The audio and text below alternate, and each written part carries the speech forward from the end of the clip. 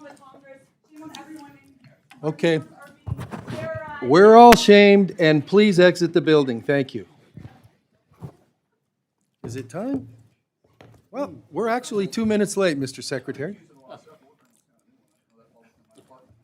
Well, you know, Mr. Secretary, you're a young guy. I'm an old guy.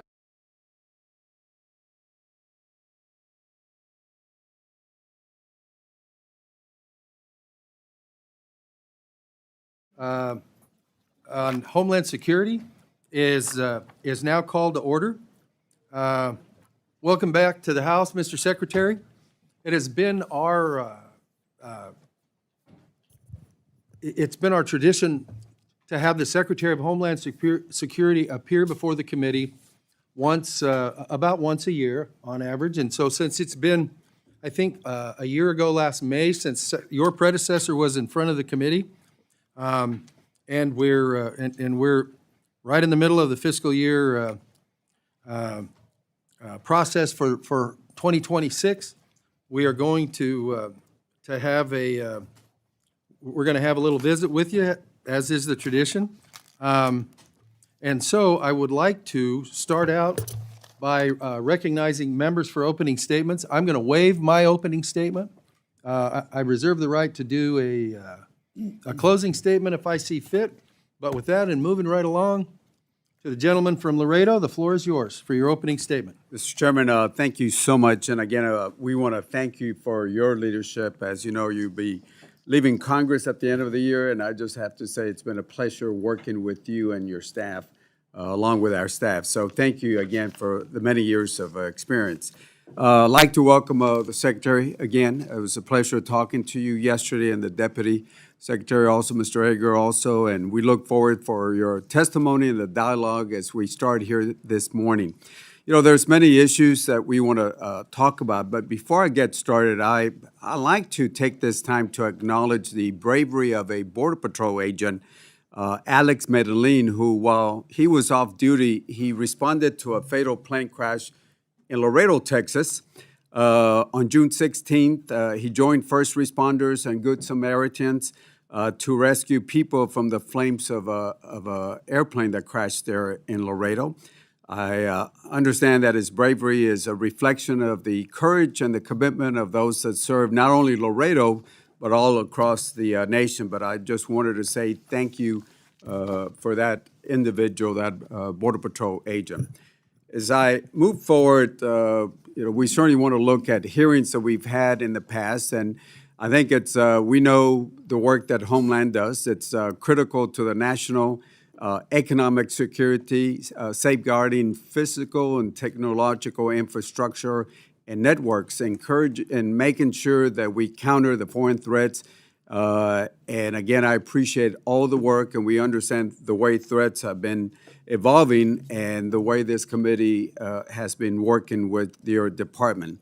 Let me start off with the $260 billion from reconciliation. Despite the efforts of the chairman and myself, we try to finalize the funding for all of DHS in fiscal year 2026. We tried, didn't get to that, but we do know that there was a reconciliation that added $260 billion to the department. I'm a big supporter of the department, but I'm a big supporter of Article 1 of the Constitution. And that $260 billion it's more than 4 times that Congress usually allocates to the department in one fiscal year, not including the disaster relief fund.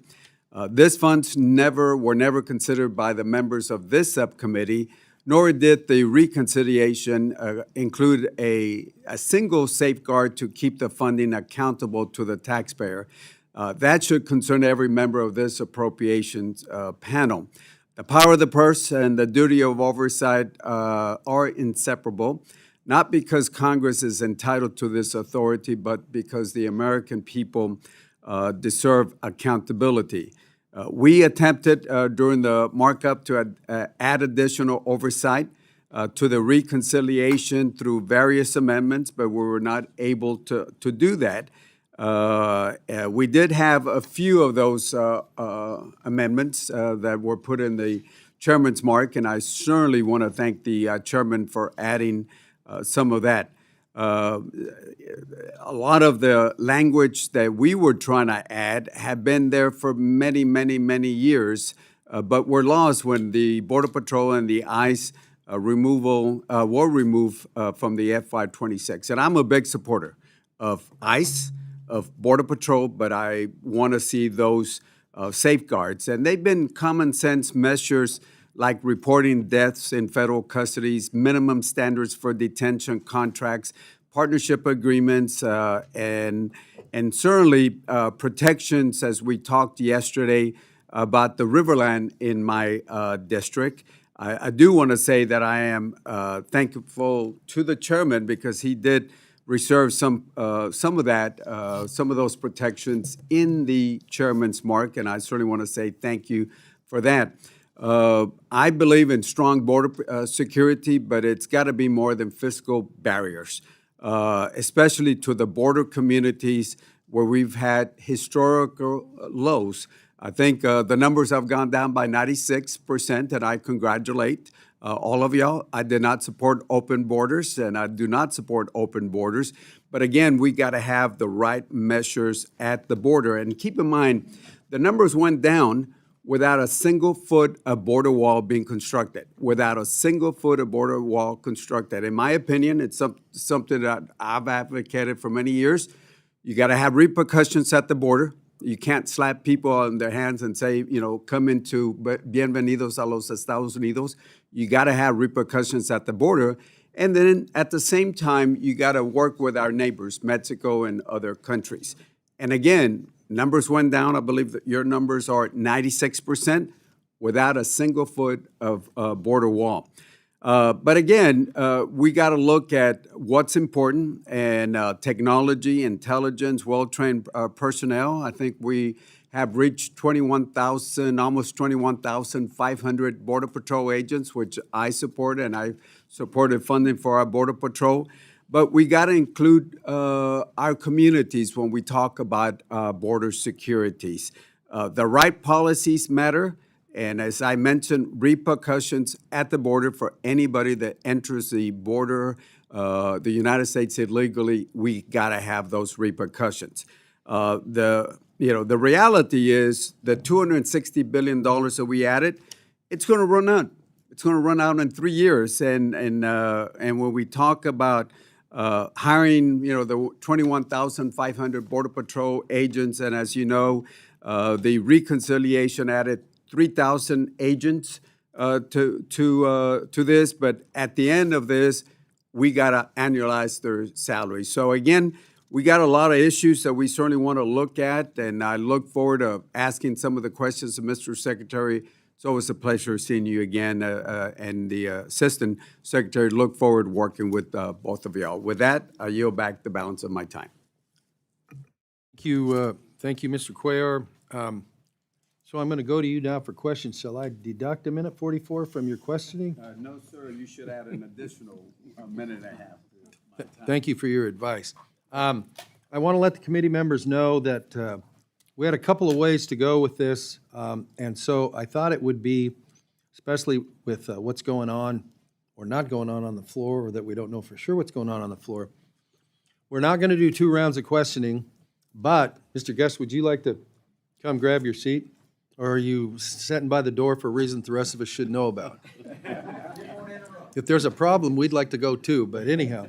So we're going to do 1 round of 8 minutes per person to allow you, since it's been over a year, to allow everybody to have a good shot at having a discussion with the secretary, but that's it, 1 of 8.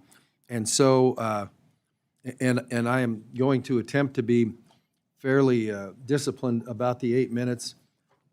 But with that said, we're going to turn right around. Oh, yeah, that's right. Mr. Secretary, would you like to do an opening statement? Well, for the sake of time, and I think you're pushing pretty quick to get in and out, I will do what you did and waive opening statement. I think the ranking member is going to ask me the questions that he talked about, so I'd be happy to address all those. I wrote them down here and discuss them, and I can discuss them through the open market or opening, or if it's part of your questions, I'll just defer to you when you ask the questions, because there's several of them here I want to As address. you can see, the Secretary's training as a member of the House of Representatives is still strong in his ethos. Well, I think it's part of the Senate that taught me best, but I'm kidding. Well, okay, those 8-minute I questions. was House just member went to first, 20. that's right. So with that, we're going to start with questions. I don't see Ms. DeLauro here yet for her opening statement, so Mr. Cuellar, the floor is yours for 8 minutes for questions of the Secretary. Thank you, sir. Again, on the oversight provisions that we've had, detention, all that we had, look, right now we know, look, next year there might be a different chairman here, and we are certainly going to put it in the chairman's mark on this, but you voted on this, I assume, when you were in the House and the Senate, because we've had a lot of those provisions, standards in detentions, the protections that we talked about yesterday. We added under what I call the Trump 1 administration, 6 protections, SpaceX, the chapel, and all of those protections that we have down there in the Valley. They've been there since Trump 1. We negotiated with, under the Trump 1, the secretary that was there in your place, and we added those protections. But then when the reconciliation came in, some folks are saying, well, those dollars are outside Congress, so we're going to go ahead and do that. In the chairman's mark, the way I understand it, we did put language there in the chairman's mark saying that those areas will be protected. Texas has 1,200 miles of border, and we just want those 1 mile here, 1 mile here, 1 mile here be protected. And I'm hoping you can work with us dealing with those reconciliation dollars. Thank you, Ranking Member. The reconciliation dollars and appropriation dollars are by statute 2 separate funding. It has 2 separate regulations. Same thing with detention centers and reporting language. We know the difference, and honestly, it's kind of a quagmire because we have to deal with so many different statutories. It would be easy if we just had one. Yeah. And just move forward. I would prefer that because it'd be an easier way for us to report, but bureaucracy gets in its way. We understand that. The wall, my number one job is to protect the homeland. And I'm telling you, Ranking Member, I love my job. I love that President Trump gave me this opportunity. I wake up every single day and I get to protect my yard just like I protect your backyard, people in California, people in New York, people in Oklahoma. I look at it all the same. It's part of Homeland. And we strive every single day. My deputy, Troy Egger, who is truly invaluable to me, we talk on a daily basis on the best way to deliver this. Rodney Scott, the head of CBP, we're meeting almost daily on the wall. Our thing that we're seeing with the wall is the cartels are always changing, and they're a threat. There's not 1 inch of Mexico's northern border that isn't covered by a plaza. Plaza is cartels, 9 cartels that control it. And they have plaza centers, they call it plazas, that they have plaza bosses, and they're always looking for vulnerabilities to push human trafficking and drug trafficking across our border. And they're getting very good at it. They're even using UAS now. We just discovered our first tunnel in years because our wall is being effective. We are pushing them and to what we consider choke points. So the more walls we put, the more we can focus on trafficked areas.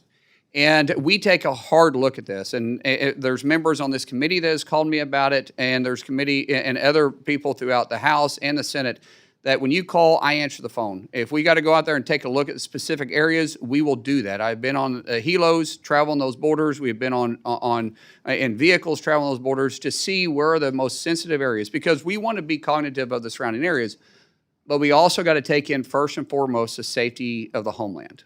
And those are always something that we take in consideration when we're looking for any type of corridor. Yes, sir. And I'm with you. I live there. I don't just go visit the border. Yes, sir. And I would love to have you go down to Laredo. And if you would allow me, we'll find a time to go visit. Do it. And Mexican food is pretty good down there. I agree, but I just found out that queso is maybe like an Oklahoma thing, white queso. Hey, we'll take any import Yeah. from that. But I love to have you down there if you make the time, and we'll invite the chairman down Sir, there. I'll do it. We can do it as a committee with the chair, however you want to do it. I'll absolutely do that. Yeah, and look, and let me just talk about a couple things on the border. And again, I'm with you on security on the border. Problem is, the river goes this way. This is a border wall. What happens is, imagine if you were in Oklahoma, had property here, and they would take all this away. The middle of the river is actually the boundary. We're not going to put a fence in the middle of the river. We're not going to put it at the riverbanks because they will get washed off. The thing is, this is the where they put the actual fence at. If you look at it, and I've taken planes just following down here with Michael McCall, this is the way the river is, and when you put a fence over here, you're just taking things away from property that's been there. Laredo, for example, was built in 1755, a little older than our country, and all we want is go down there, let's look at the best way to provide security down there. And that's all we're asking when you go down there, is just sit down with the folks there. We're patriots down there. We've been around for a long time. We live there. We just want you to come down and sit and spend a little bit of time with us there. Ranking member, actually, the deputy just got back from there yesterday. He spent a day and a half down there. The issue that we run into is the people look at the river as being the exact location of the border. It's not. The river is moved. And when we're talking about putting a barrier, we fought this in Trump 45 when we first started looking at surveying this. And the question was, do we follow what we consider the natural barrier is the river, or what actually the lines were when we draw them, back 200 years ago? It was because of some of the court rulings, it came to that we have to look at where our actual border is, and that goes back to the Roosevelt line. So when we start looking at the Roosevelt line is where we try to put it at. And there's some circumstances where we can't always run the Roosevelt line, but where we can, we do. But that's where we try to run is our true border line. Right. And we have fences down there in the valley, with the exceptions of those 6 exemptions that I talked about. There's our numbers from Border Patrol. Even with the fences, look at the heat maps. You still have people addressing. And if you ask any Border Patrol chief, I haven't asked this Border Patrol, but I've asked Border Patrol chiefs from Bush 1 all the way up to except for this current one. And I've asked them, how long does a border fence slow down somebody? And they have always said from a few seconds or a few minutes. So again, I'm for border security. I got about 20 seconds left because I'm going to make sure we follow this. But look, we can talk about it. I'm for border security. You're for borders. All I ask you is go down there. I understand Tom Homeland was down there also in Laredo. Appreciate notifications before instead of hearing that from my mayor and other folks. But I ask you to go down there and spend a little bit of time with our communities. We will do that, and we are addressing the primary wall. That's why we're putting in the wall system now, which is called the secondary wall too, because the cartels have been exposing it. We're putting in smart fences, which allows us to respond when they're tampering with the wall. The second wall, which is a primary wall, which will still be within our footprint, we're constructing it sometimes at the same time. Partly, we're going to have to come back and do it, but we'll all have it done before President Trump is out of office. We'll have the complete primary and secondary wall done. And that gives us time when they cut the fence, we can react because they're doing it in very rural areas. We can react before they can get past the secondary wall. And we know how many we're dealing with. Plus, we're using UAS now to put up with heat sensors to be able to track them and see what we're dealing with. So you're absolutely correct. The cartels have got really good, but that's what they do. They're criminals. And so every time you do something, they try to figure out a way to get around it. And we're going to defeat them at every turn. My time is up. Thank you. By the way, according to FBI statistics, Laredo is the safest city in Texas. Thank you. Look forward to seeing you in Laredo. Thank you, Mr. Ranking Member. Next, we're going to go to the gentleman from Florida, Mr. Rutherford. The floor is yours for 8 minutes. Thank you, Mr. Chairman. Mr. Secretary, it's great to see you, particularly in this position as a former law enforcement officer myself. It's great to have somebody in there that understands law and order. We wouldn't need the wall, like he said, if every administration would enforce the current law as it is, but they won't. And so we need this wall.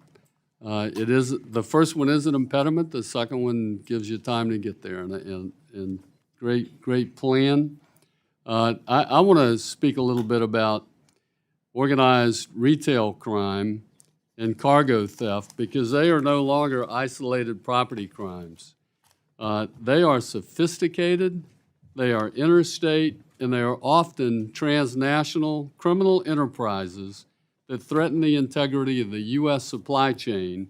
They impose higher costs on consumers and generate illicit proceeds that support these cartels who are running these things and other criminal enterprises.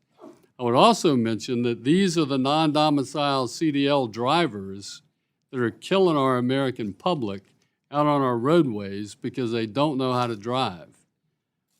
Last month, the House overwhelmingly passed the Combating Organized Retail Crime Act, CORCA.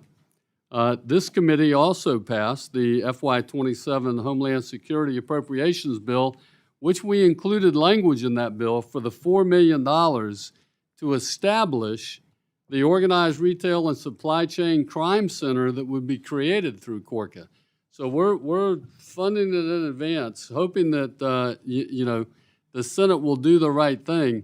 We have to start fighting these cartels who are absolutely taking over our trucking industry. First, I'd like to know, would you agree that combating cargo theft and this organized crime is imperative to our national security? And from a Homeland Security perspective, how important is it that Congress provides DHS with the tools and statutory direction that CORCA gives to treat organized retail crime and supply chain crime truly as a national security threat? Thank you, Sheriff or Congressman, for the, I've called you Sheriff for so long. Please. Yes, okay. Yeah. Sheriff, thank you for that question. It is something that we're seeing organized crime expanding into. Unfortunately, underneath the Biden administration, they had 4 years to build a network because there was just no enforcement on this. The Trump administration has had a zero policy, and we're kicking all the networks. We're going from the cities on down to the borders. That's part of the president's enforcement and going by city because they do have networks there. And what we're seeing is cartels and other organizations that are, because of the drugs that we are having a strong effect on, because of the human trafficking that we have taken away from the borders, from the able to traffic humans and across, they're moving more towards the retail theft. There's been a kind of hands-off policy. We're seeing this really bad in sanctuary cities. We're seeing as CDLs drivers that they're not required to have the same amount of training or hours in a truck or months or years of service. They can just simply switch their DOT number out and move right on. And we're seeing that they're directly tied to it. And we're seeing CDLs come out where it just simply says no name. Oklahoma, I would say we're one of the strongest to enforce this, but the more cooperation we have with the 287G program, we can combat this. Because ICE, even though people consider them just rounding up illegals, ICE is Immigration Custom Enforcement. HSI, who falls underneath ICE, is also part of that. They combat human trafficking, retail theft all the time. For Congress to convey their interest in this, we have the authorities already to do it, but to convey it helps us get more cooperation from sanctuary states and sanctuary cities saying that this is different. Because when you have these sanctuary governors and sanctuary mayors that go out and say you cannot cooperate at all with ICE, right. What they're doing is at the same time saying you can't cooperate not just with immigration, but with other investigations that ICE does, which is much more than that. And so it really handcuffs us from being able to do it. So what we're doing is we're hitting all the red states, we're hitting the blue states that will cooperate with us, but we're just pushing them then into these high sanctuary cities, which is why you're seeing retail leave on a constant basis, which is not good for the economy. It's not good for anybody to do that. So the more you guys can help us and convey your interest, especially, this should be a bipartisan issue. This be something that absolutely. no one is looking at this as a blue or red issue. This is across the state, because when we lose a pharmacy, or you lose a grocery store, or you lose a mom and pop shop, or you lose a jewelry store because they're getting robbed to death, literally, and no one's enforcing it, that's not good for anybody. That affects all your all's constituents. Almost said all of ours, but I guess they're all your guys' constituents now.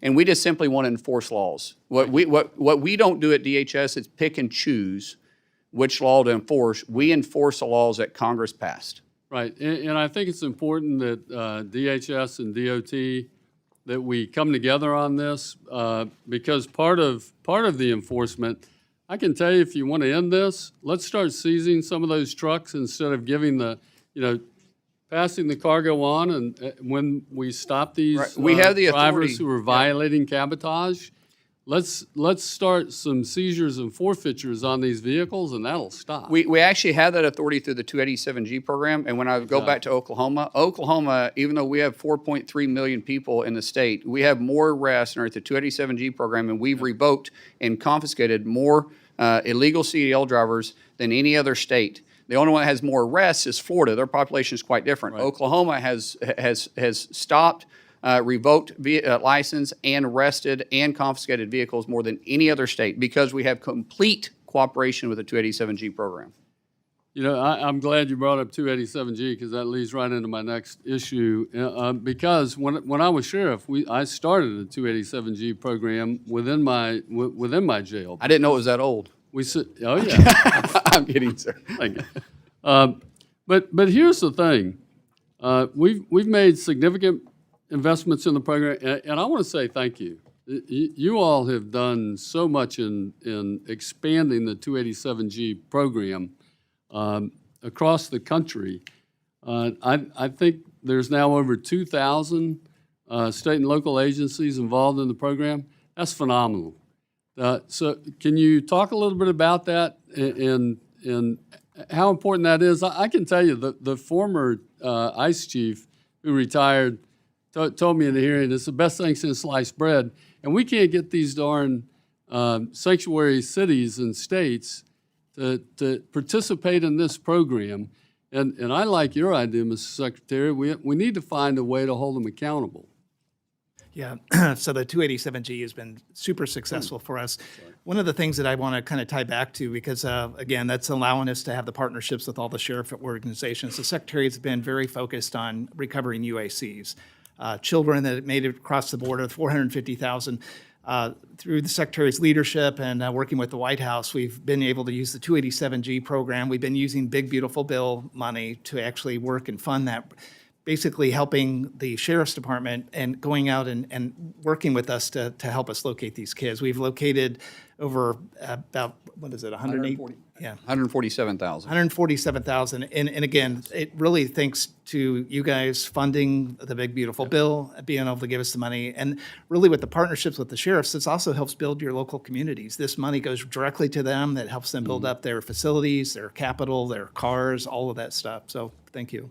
Thank you very much. And Mr. Chairman, I see my time is up, and I yield back. Thank you to the gentleman from Florida. You are now tied with the gentleman from Laredo for best timekeeping skills.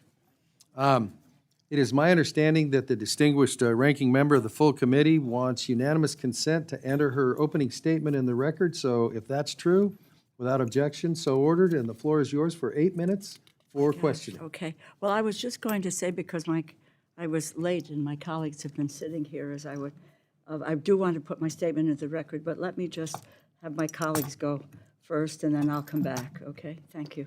Thanks, Mr. Chairman. Yes, ma'am. Your statement will be entered in the record, and you we very now much. recognize the gentlelady from Illinois for 8 minutes for her questions. Secretary Mullen, I want to discuss FEMA's denial of disaster assistance for families in Illinois. You and I both come from communities that deal with tornadoes. Just last week, Northern Illinois was under a tornado watch as severe storms swept through the region, downing trees, disrupting flights in and out of Chicago, and leaving thousands without power. And between August 16th and 19th of last year, severe thunderstorms, extreme rainfall, flooding, and damaging winds impacted communities across Northern Illinois. Homes were damaged, roads were flooded, power lines were downed, and families suffered significant losses. Illinois requested a major disaster declaration that included individual assistance, which helps affected families pay for home repairs, property losses, childcare, temporary housing, moving assistance, moving expenses, and recovery costs. FEMA denied Illinois' request in October. Illinois appealed in November.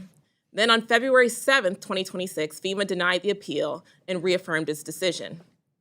Unfortunately, Illinois is not alone. Since President Trump took office, the number of disaster declarations approved has been 30% lower than the historical average. And there's reason to be concerned that they're being politicized.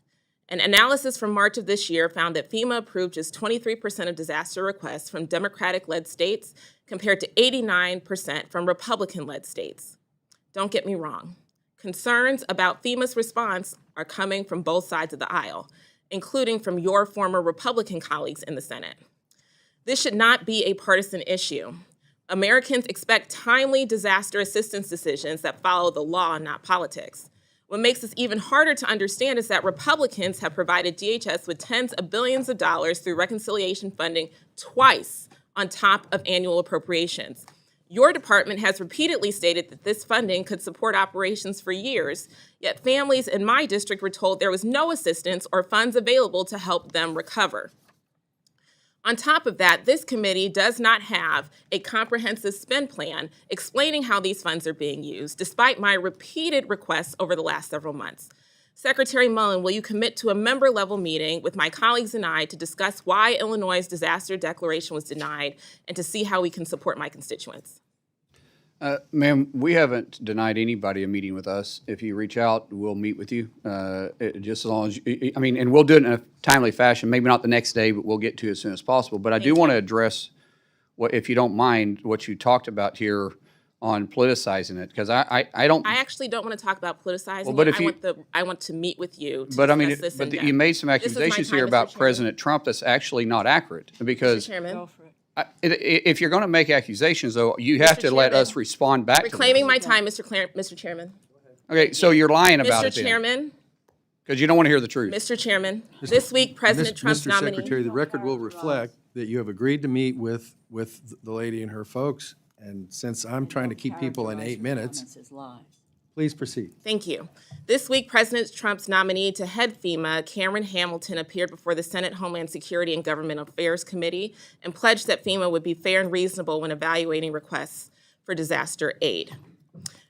Secretary Mullen, will you make the same commitment as Mr. Hamilton to evaluate disaster requests fairly, reasonably, and without regard to politics? Yes or no? It's interesting that you won't allow me to answer those questions. I can explain it to you, because I don't look at states different between blue or red. I look at them across the country as a whole. Thank And if you actually want to know what we're doing, I'll be happy to, so you're not worried about this. I don't look at this any different, ma'am, and I'm not here to argue with you. I'm not here to fight with you. I like facts. Great. Accusations doesn't help anybody. I appreciate The more that you're informed, the commitment, better you know, and I because will you're hold saying you some to stuff that that's not true. commitment. And I hope that Illinois receives the same fair consideration as any other state. Now, I'd also like to address another deeply concerning matter, detainees who died while in your custody. Secretary Mullen, since Donald Trump took office, DHS's immigration detention system has been plagued by medical neglect, abuse, overcrowding, and a historically high death rate. I saw these dangerous conditions with my own eyes when I visited the Miami Correctional Facility in Bunker Hill, Indiana, where I met with individuals who told me that it takes months to receive medication refills, including for life-threatening illnesses like diabetes. Others reported being left unattended with infected boils and other serious conditions. So it's no surprise that a detainee at that facility died shortly after my visit, or that more detainees died in ICE custody in 2025 than ever before. Secretary Mullen, does DHS have any official specific internal goals or policies to reduce deaths in custody? Ma'am, your numbers just aren't accurate. We've had 0.009%. I didn't, Mr. Secretary, You're I didn't asking ask. about I this. asked a It's specific 0.009% question. of deaths. Mr. And Chairman, we've had 54 total reclaiming in the my president's time, Mr. president's time. Chairman. Those If are I- dangerous if I- accusations Mr. you're making. Secretary, Mr. which- Secretary. Those are dangerous get accusations that. that she's making, because we in the are state not- of Illinois, This they're is my twice We as are high. not doing They're a twice as taco high to time. die in the state penitentiary of Illinois than they are in You are detention invited to centers. this committee. This is my time. And you need to are be a informed guest. by what you're saying. I am informed. No, you're not, ma'am. Mr. Secretary, does DHS have any Do you realize that? official, Do you specific realize that internal we goals have or one policies? doctor Mr. per Chairman, 1,000 for detention centers for our federal detention centers centers in the state of Illinois that have 1 per 1,800. Chairman, But this yet is she my wants to time. focus on our I detention understand centers? that. You'll get your time. Thank you. You're welcome. So I guess this is a good place to stop. We are trying to keep members to 8 minutes. Mr. Secretary, you know that too. That's fine. So we all know how the clock runs here. The idea is to get together to forward questions. I'm going to have you repeat your question Thank when you. we start up again. Thank you. But I can tell you this, if this format won't work, then we'll reschedule the meeting for later when we can keep it to all the issues accordingly. So this is the efficient way to do it, but if we can't do it the efficient way, then we'll go to Plan B, which will not be today. And I don't mean that as a threat to anybody. I'm just saying this is not Meet the Press or Fox News or whatever for anybody involved. It's what's the question, what's the answer? Mr. Secretary, if you need more time to respond to that, the committee will make any of your comments part of the record, and we will endeavor to make sure that you get to meet with whoever wants more time. But while we've got the whole committee sitting here, we're not going to do the XYZ debate, whatever the heck. So, ma'am, please repeat your question, and as near as I can figure, you got about 4 minutes left. Thank you, Mr. Chairman. You're welcome. Secretary Mullen, does DHS have any specific internal document, policies, or goals to reduce deaths in custody? And we do a wonderful job on That's a providing yes or no medical question, to, sir. we're doing a wonderful job Okay. at it. We have Is it your testimony 0.009% of that you deaths do in not our know whether prison, the department that you lead which is a has lot better than the state of policy? Illinois. Is it your testimony that you do not know whether or not the department that you lead has a policy to reduce deaths in custody? No, I did not say that, ma'am. You didn't answer my question. Yes, I did. You're making accusations and you're not even looking at your own state. No. You have no policy or plan to reduce deaths in custody. That's not now, true. 2 months ago, I asked ICE Our medical staff acting does a director phenomenal Todd job. Lyons In the fact, same every question. detainee sees a doctor said or that- a nurse with every 2 weeks. I reclaim my time. Okay, ask your next question. Okay. 2 months ago, I asked ICE Director Todd Lyons the same question. He said that ICE, quote, hopes that there will be no deaths in custody, but admitted that the agency had no actual policy in place to prevent them. Rather than implement one, he resigned just a few hours later. Secretary, since that hearing, 3 more people have died in ICE's custody, and those are the only deaths that we know about based on your agency's public reporting. So, Mr. Chairman, I would like to request unanimous consent to enter into the record a report that came out today from Human Rights Watch and Physicians for Human Rights titled Dying in Detention, Rising Deaths in an Expanding U.S. Immigration Detention System. Without objection, so ordered. Thank you so much, Mr. Chairman. Drawing on government records, detention data, and expert medical reviews, this report outlines 52 deaths in ICE custody during President Trump's second term and highlights the concerns we've been raising to your department regarding the lack of access to medical care, suicide prevention, transparency, and accountability in detention facilities. Secretary Mullen, ICE's detainee death reporting has not been updated since April 28th of 2026. The death rate in ICE custody has doubled during President Trump's second term. Will you commit to reporting detainee deaths as required by law? We do report them, ma'am. No one, So is it your I don't know. testimony then We that there is report these. no- What you're talking about is what Congress has asked us to do, which we're not required to do, is report the deaths after they're released. That no. doesn't make any sense. They're not Okay, under our Mr. watch at that Secretary, point. If is they it your die in testimony our that release, you are we Is it your report them. testimony that there have been no deaths since April 28th? I didn't say that. Okay, so are you going to commit to complying with the required reporting requirement? And we were shut down for Okay, 115 under days under this reclaiming my department. time, So I don't know Mr. what Secretary. we just now reopened. So I don't know what reports Mr. you're wanting us to Chairman, do I when don't you're know what to willing tell to you, Mr. fund us. Chairman. You want the reports, but you don't want to The fund us? That Secretary's makes no belligerent sense. here and has been taking up my time. What's your next question? My next comment is that the ICE No, there's no director- questions. It's just comments. No, I had a question. He didn't answer my question. And so So the record will reflect that. What's your next question? yes, sir. There is a policy of reviewing and publicly reporting deaths that occur within 30 days of a detainee's release from custody. And that policy existed to prevent ICE from avoiding accountability by releasing seriously ill people shortly before they die. And as a nurse, I find this deeply troubling change in their reporting posture.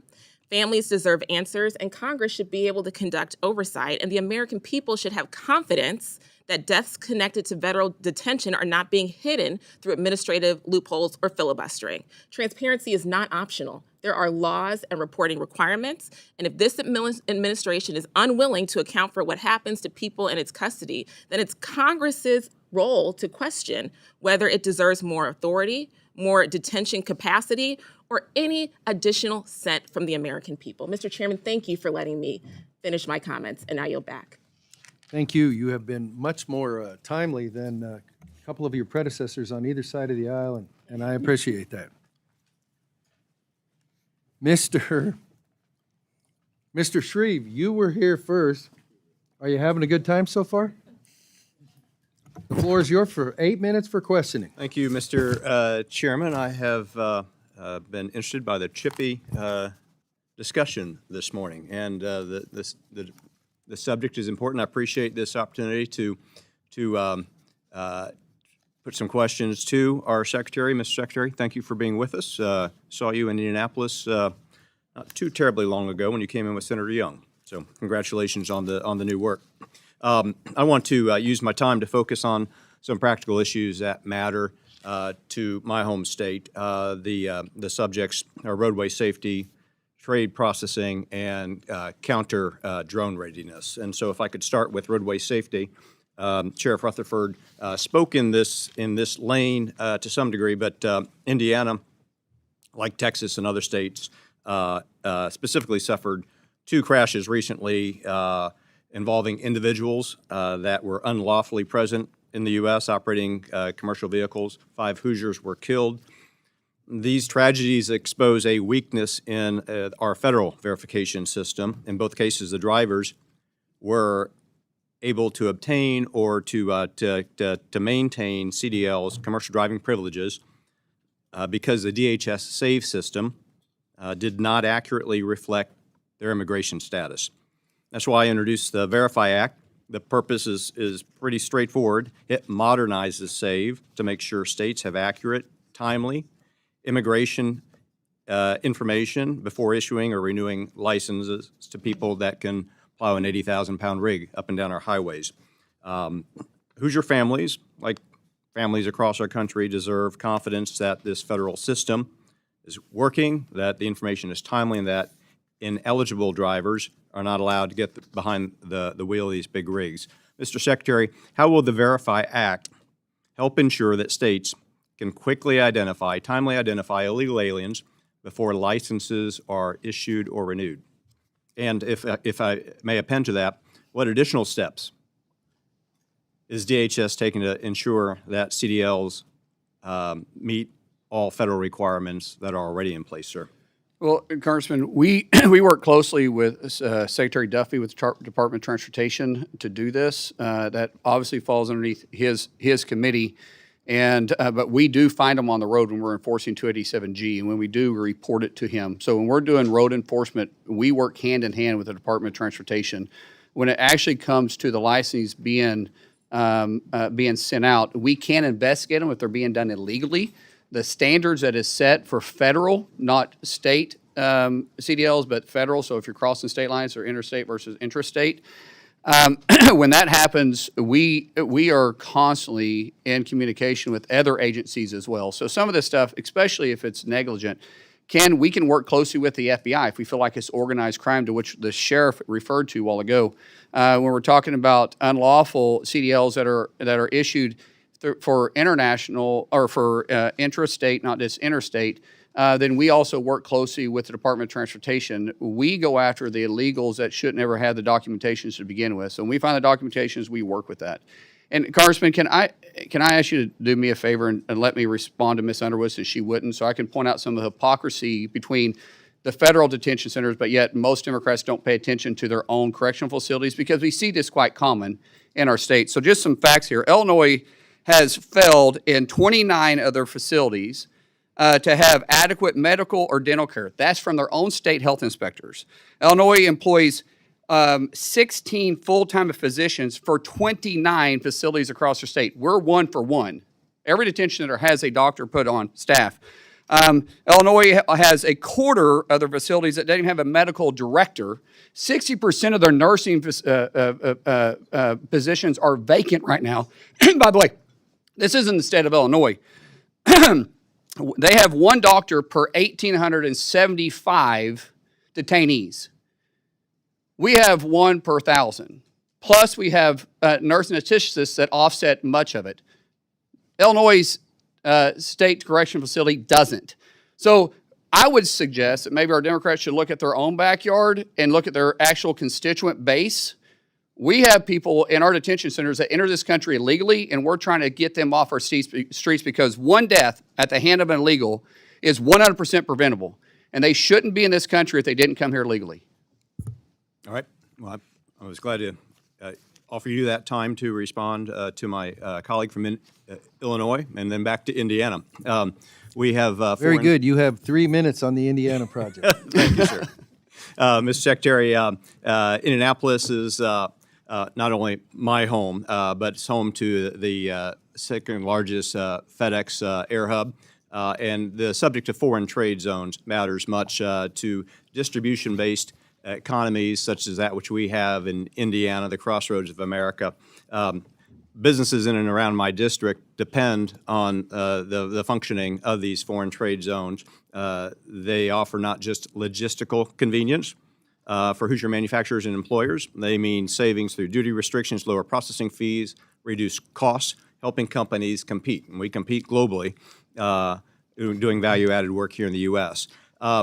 The foreign trade zone application process is handled by CBP, and there have been significant delays, in some cases 6 months to 12 months in those applications. I know CBP is operating under resource constraints, and I appreciate the work our officers are doing under difficult circumstances. The fiscal year 27 House mark includes important investments in CBP that may enable,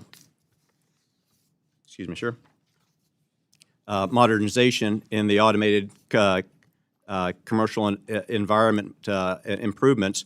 What resources could CBP benefit from to ensure that companies in Indiana and beyond can take full advantage of these foreign trade zone programs quickly and efficiently?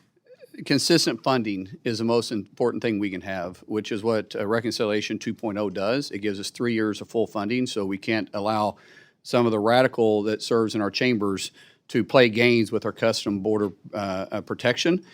When we talk about having funding that's been shut down 4 times over the last fiscal year, the last time was 115 days, it makes it very difficult for us to deploy new technology, more techniques, and it's very hard to hire when you're shut down and no one's getting paid. It's very, very difficult. Having consistent funding, we have the men and women inside all DHS, but especially through CBP, that can do their job, and they're experts at it. We have new technology that we're constantly wanting to deploy. I will say, because of the Republicans in both chambers passing Reconciliation 2.0, which President Trump's initiative, we're going to be able to have new technology to keep these trade zones operate and keep our economy moving forward, which right now, because of President Trump, he constantly says it. We were a dead country. Now we're a thriving country. We're the hottest country in the world because people want to do business inside the United States, and we need to be effective and efficient on bringing products in and out of this country. I appreciate the Secretary's commitment. Much of this shouldn't be ideological. We just got to take care of the It creates customers. jobs. That's right. Mr. Secretary, I appreciate your testimony and the time today. Mr. Chairman, I yield back. To my colleague from the Hoosier State, thank you for winning the Timekeeper Award for today, and your first place position is probably pretty strong. I'm just guessing. To the gentleman from Hawaii whose name is not King but Case, Mr. Case, the floor is yours. Thank you so much, Mr. Cuellar. I appreciate that. I see that your time has expired. You get an extra 8 minutes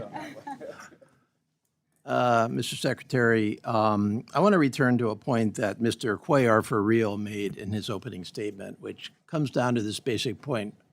We've thrown a heck of a lot of money at Homeland Security in the last few years. We started with a base budget for Homeland Security of $62 billion in FY 2025. Of course, for FY 2026, we had the exclusion of ICE and CBP at $48 billion, back to $65 billion in FY 27 as passed out by this committee over the objections of all Democrats. But most directly, $191 billion in reconciliation in 25 and another 70 in 26 for a total of $261 billion. Now, granted, that's spread out over a number of years. But the committee's concern, and I think this goes to all members of the committee, is really a failure to itemize where that reconciliation money is actually going. It's been very, very slow in all departments for us to get information on the reconciliation money.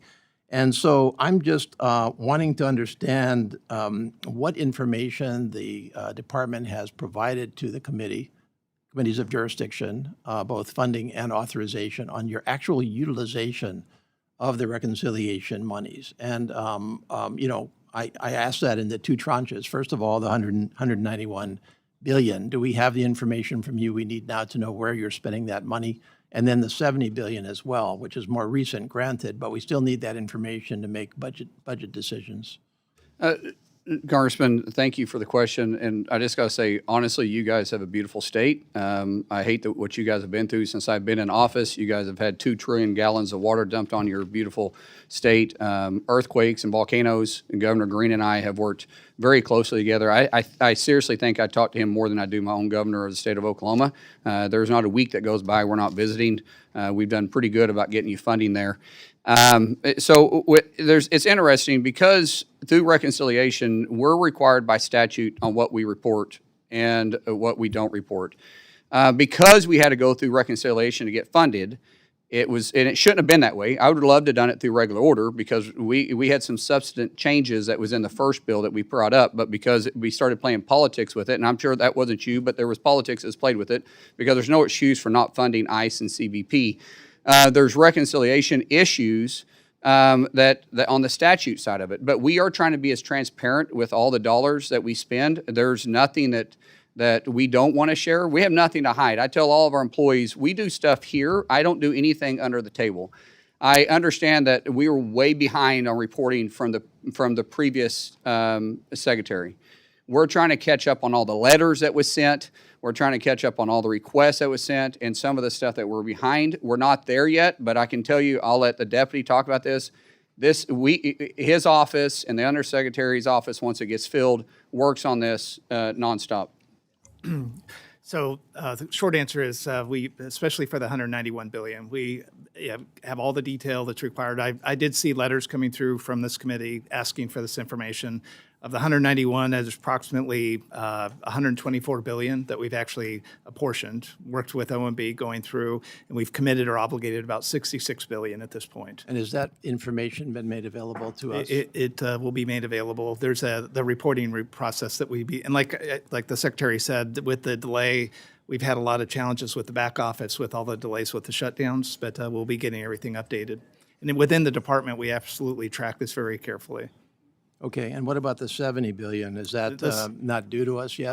The 70 billion obviously passed fairly recently. All the department or the two areas, ICE and CBP, are putting together their spend plans, working with OMB to get the apportionments. And once the apportionments are in place, we'll start working through the obligations that'll follow the same path that we're going through right now with the 190 billion. Okay. One of the concerns with the 70 billion as we went through that debate was that 5 billion of that 70 billion was allocated to the Secretary's office unspecified. First of all, do you agree with that? I just want to make sure we're on the same page. And second, what exactly are the plans for the Secretary to have 5 billion to spend at his discretion? Yeah, the 5 billion is very similar to what you saw in the 190 billion OSAM fund that we had out there for the Secretary. And it's really kind of broken up into kind of two categories between the judicial or stuff that's done non-immigration and the 2.5 that would be potentially stuff that we could do to augment stuff. And the example that I would say the Secretary's been very focused on is counter UAS. So this type of money outside of a program of record allows the Secretary the flexibility to whether, where we're only spending $40 to $60 million a year, he can go all in, set up a task force and put in, up to probably $500 to $600 million at his discretion. And we're also doing $3.5 billion is going to ice cutters. We had one ice cutter. President Trump's initiative is get us up to actually get to 50, but we're doing 11. We're buying some of that through Section 90007, which is the Secretary's Fund, replenishing some of it with the $5 billion out of this Reconciliation 2.0. This is also the way we're able to keep CBP and ICE operating during the 115-day shutdown. And then the counter UAS, we're vulnerable, extremely vulnerable, and it was it was made more apparent during our preparation for FIFA. So for the first time in history, we have all 11 stadiums covered with counter UAS. That's never happened before. In fact, none of these stadiums even had counter UAS. So this funding, because there's no line item for counter UAS in our budget, we were able to use this funding, which is a lot because we got to work with local partners and we also got to reimburse certain agencies too. So this gives us the ability to flex when we need to because of the new threats that are facing the homeland every single day that isn't always line item. Okay, thank you. I think we all want the information on how you're spending that money very transparently. I appreciate your comment on transparency. And by the way, I don't want to let your comment on FEMA's help to Hawaii go undiscussed. We have, in fact, had major challenges, and FEMA has been very, very good. And in prior hearings with your predecessor, I commented in particular that what appeared to be a vendetta against FEMA was completely uncalled for, given what FEMA has actually done for Hawaii on the ground with 3 straight disasters in the last couple of years. So appreciate your partnership on that. Governor Green has been very helpful in this because the way he reports to us when some governors don't, his accountability, what he says, what he gets reports in on a timely manner, the way he communicates is the key to getting this done. I'm texting him as we speak to say that you're saying nice things about him. So No, don't say it. Don't publish it. I hope that doesn't on. well, this is published. My time is about to expire, and I'm not going to incur Mr. Cuellar's wrath. And so I'm going to list some questions for rhetorical purposes. Why does the Coast Guard need $2 billion more in the supplemental, which was submitted yesterday, number one? Will you reverse course on the cuts to CISA, which I think are penny wise and pound foolish? How much do you actually, I'm going to stop right there because I'm over time. I don't want to get in trouble. Can I answer those real quick? I can do it real quick. So, No, Mr. Secretary, I can make it easy for you. I am going to yield Mr. King, who some know as Mr. Case, 2 minutes of my questioning time for you to answer those 2 questions. well, it won't take me 2 minutes. So the $2 billion supplement fund that we sent back, we've had a tremendous amount of more expense because of the threats that are facing us with the actions in Iran. Plus the narco boats that we're having in, those weren't there. The president has put a tremendous amount of emphasis on putting new cutters on the water and utilizing the Coast Guard in a way that hasn't been used before. That comes with manning power too. And so the $2 billion to stand up to meet the force needs of us moving forward, and also on some reimbursement costs that we incurred during the shutdown. So while we were shut down, DOW was paying our fuel bill. Because we still had missions. Our international waters, it wasn't, they weren't patrolling themselves. And since we didn't have the funding, we had to do it. And so that's reimbursing also to the DOW and for our mission sets. And you have And counter-UAS, sorry. Counter-UAS, yes, or CISA, I mean. CISA, absolutely. Listen, CISA has very unique authorities, and we have adversaries that are attacking not just our government, but attacking our businesses every single day. And the one that has that authority to do it is CISA. It probably got a bad rap because it wasn't utilizing its authority. It was politicized for a little bit. We're hiring the best people. We're bringing in a director for CISA. We want to stand it up and be not just average. We want to be the go person for cybersecurity in the nation. That's our focus. That means we're going to hire back up. We are about half staffed what we need to be. Do we need to hire everybody back? No. Do we need to hire about 600 people back? Yes, but I don't want to put bodies in position. I want to put the talented individuals that know what they're doing and have partnerships with our state and local officials. Thank you. Thank you very much for your forbearance, Mr. Chair. Mr. Cuellar, thank you for helping out your colleague from Hawaii on getting those questions answered. And we're going to go now to Mr. Guest, the gentleman from Mississippi. The floor is yours for 8 minutes. Thank you, Mr. Chairman. Ms. Secretary, thank you for being here. Thank you for your leadership. I want to start first with an issue that is a priority not only of mine personally, but also of my delegation. In May of this year, tornadoes hit South Mississippi, causing extensive damage. There is an outstanding FEMA disaster declaration. Now, I will say that it has been approved by your agency. Your agency has been extremely receptive. We have contacted FEMA, and I can say that they have provided all the information that we've requested, and you have done everything on your end and your agency's end to try to get Mississippi the needed relief.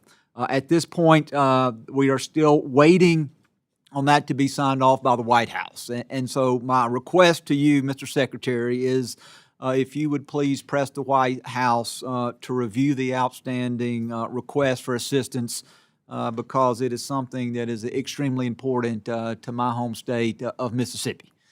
Ms. Secretary, thank you for the work that you've done in securing the World Cup. I know that we are now 2 weeks in, and it appears that the World Cup has been a great success for America. I have enjoyed watching videos of fans from across the world come to some of the 11 host cities across the country. Speaking of the reception that they've received, getting to experience American hospitality and getting to feel secure in the 11 different sites that you and local and state agencies are responsible for securing. You mentioned some of the challenges, the UAS anti-drone, some of the challenges securing the stadiums themselves, and then some of the outer events that are occurring. And so as we are 2 weeks in, just kind of want to get your thoughts. I know we're not done. The mission is not complete. But one, I want to congratulate you, but I also want to get your thoughts as at this point, kind of give us an update on where we are 2 weeks into the FIFA World Cup. Thank you so much, Congressman. First, real quick on the disaster, the president's well aware of Mississippi. Him and I, actually, he was texting me while the governor was texting me. Cindy Hyde-Smith was in the vehicle with him, and we were working together. I turned around and called the president. The president said, make sure they get the disaster relief or the disaster declaration over to me. We'll start working on it. We're waiting on preliminary numbers to come in that the governor knows about. When he sends us to us, he'll go straight to the president, get to the president's desk, and we'll put in. But they're still assessing the damage there, which was horrific. The discussing FIFA, thank you. DHS has done a phenomenal job, and keep in mind, we're shut down through the majority of this, trying to stand this up. We have 78 Super Bowls in 11 cities in 38 days. Plus, we're assisting 13 games in Monterrey, Mexico, and Mexico City. So we've been spread thin, and we couldn't do it without our private partnership and public partnership in our state. This hopefully can show that DHS, with CBP, with ICE, with TSA, with the FBI, we can work together and have a good working relationship when we're looking all together for enforcing laws and making sure that we're safe. So when we're working in New Jersey or we're working in New York or we're working in Seattle or we're working in LA, we're working flawlessly together. And hopefully we can do that to enforce other nations' laws too, because we've had no serious major incident. Now, there's a lot of fans that go around. Things happen. But there's been no serious issue. We've had some threats come up. We've been able to knock it down because of our relationship with FBI plus ICE, which has HSI, which can investigate, go make the arrest. So we've had a great fan experience. We've got great rapport back from our fan base. Even in the fan zones that they have set up for the fans to experience the games that can't get in, we've had a great time. We do have a tremendous amount of counterfeiting. We're starting to see more human trafficking come in place. Just in Dallas last week, we rescued 4 kids and one adult female, arrested over 90 people that was involved in that human trafficking ring. We continue to push on that, but because of our great men, women in uniform, not just in DHS, which we have 80,000 badged officers inside DHS, but because of the state and local police and sheriff departments, we're able to say that we have a safe and secure area to which our fans can experience something. And I'm not a soccer fan. I've never been at a soccer game before until LA and our opening day on the 12th of June. I loved it. It's like becoming a NASCAR fan. Watching it on TV isn't as fun as being there in person. And being there in person was something to experience. And so now I find myself watching it all the time in evenings. I'm even going back through and speeding through games, and it's pretty exciting. Well, thank you, and again, the men and women that serve with you and our state and local partners for the great job that you're doing. Congressman, can I use your 30 seconds, 15 seconds of your time Please. real quick?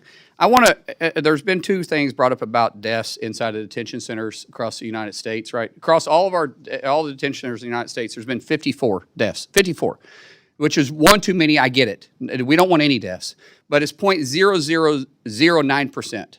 In the state of Illinois only in the last 12 months, and their 29 facilities, 170 deaths.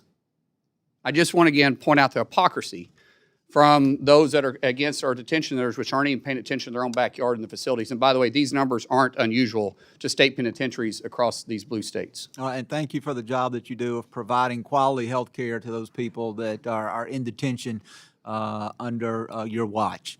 Want to switch and talk briefly about the border. I know Representative Cuellar talked a little bit about the importance. Again, thank you for the incredible job that you and your agency have done. The border is as secure as we've seen in our lifetime. We know that on the budget reconciliation bill that there was money for technology, not only wall construction, but technology. I am a huge fan of the autonomous towers that are there placed along the border. I believe that they serve as a force multiplier, that they allow agents to then perform other missions until they are notified of suspected breaches there along the border. I know that there was a first tranche of money that came out. There's scheduled to be a second awarding or second tranche of money for border security technology. Two questions. One is, can you tell me if you know, Mr. Secretary, an anticipated timeline as to when those awards will be announced? And then the second part, and then I will let you answer and yield back, is as we look at investing in new systems, I would ask that you take into account the input of your rank and file officers who are there.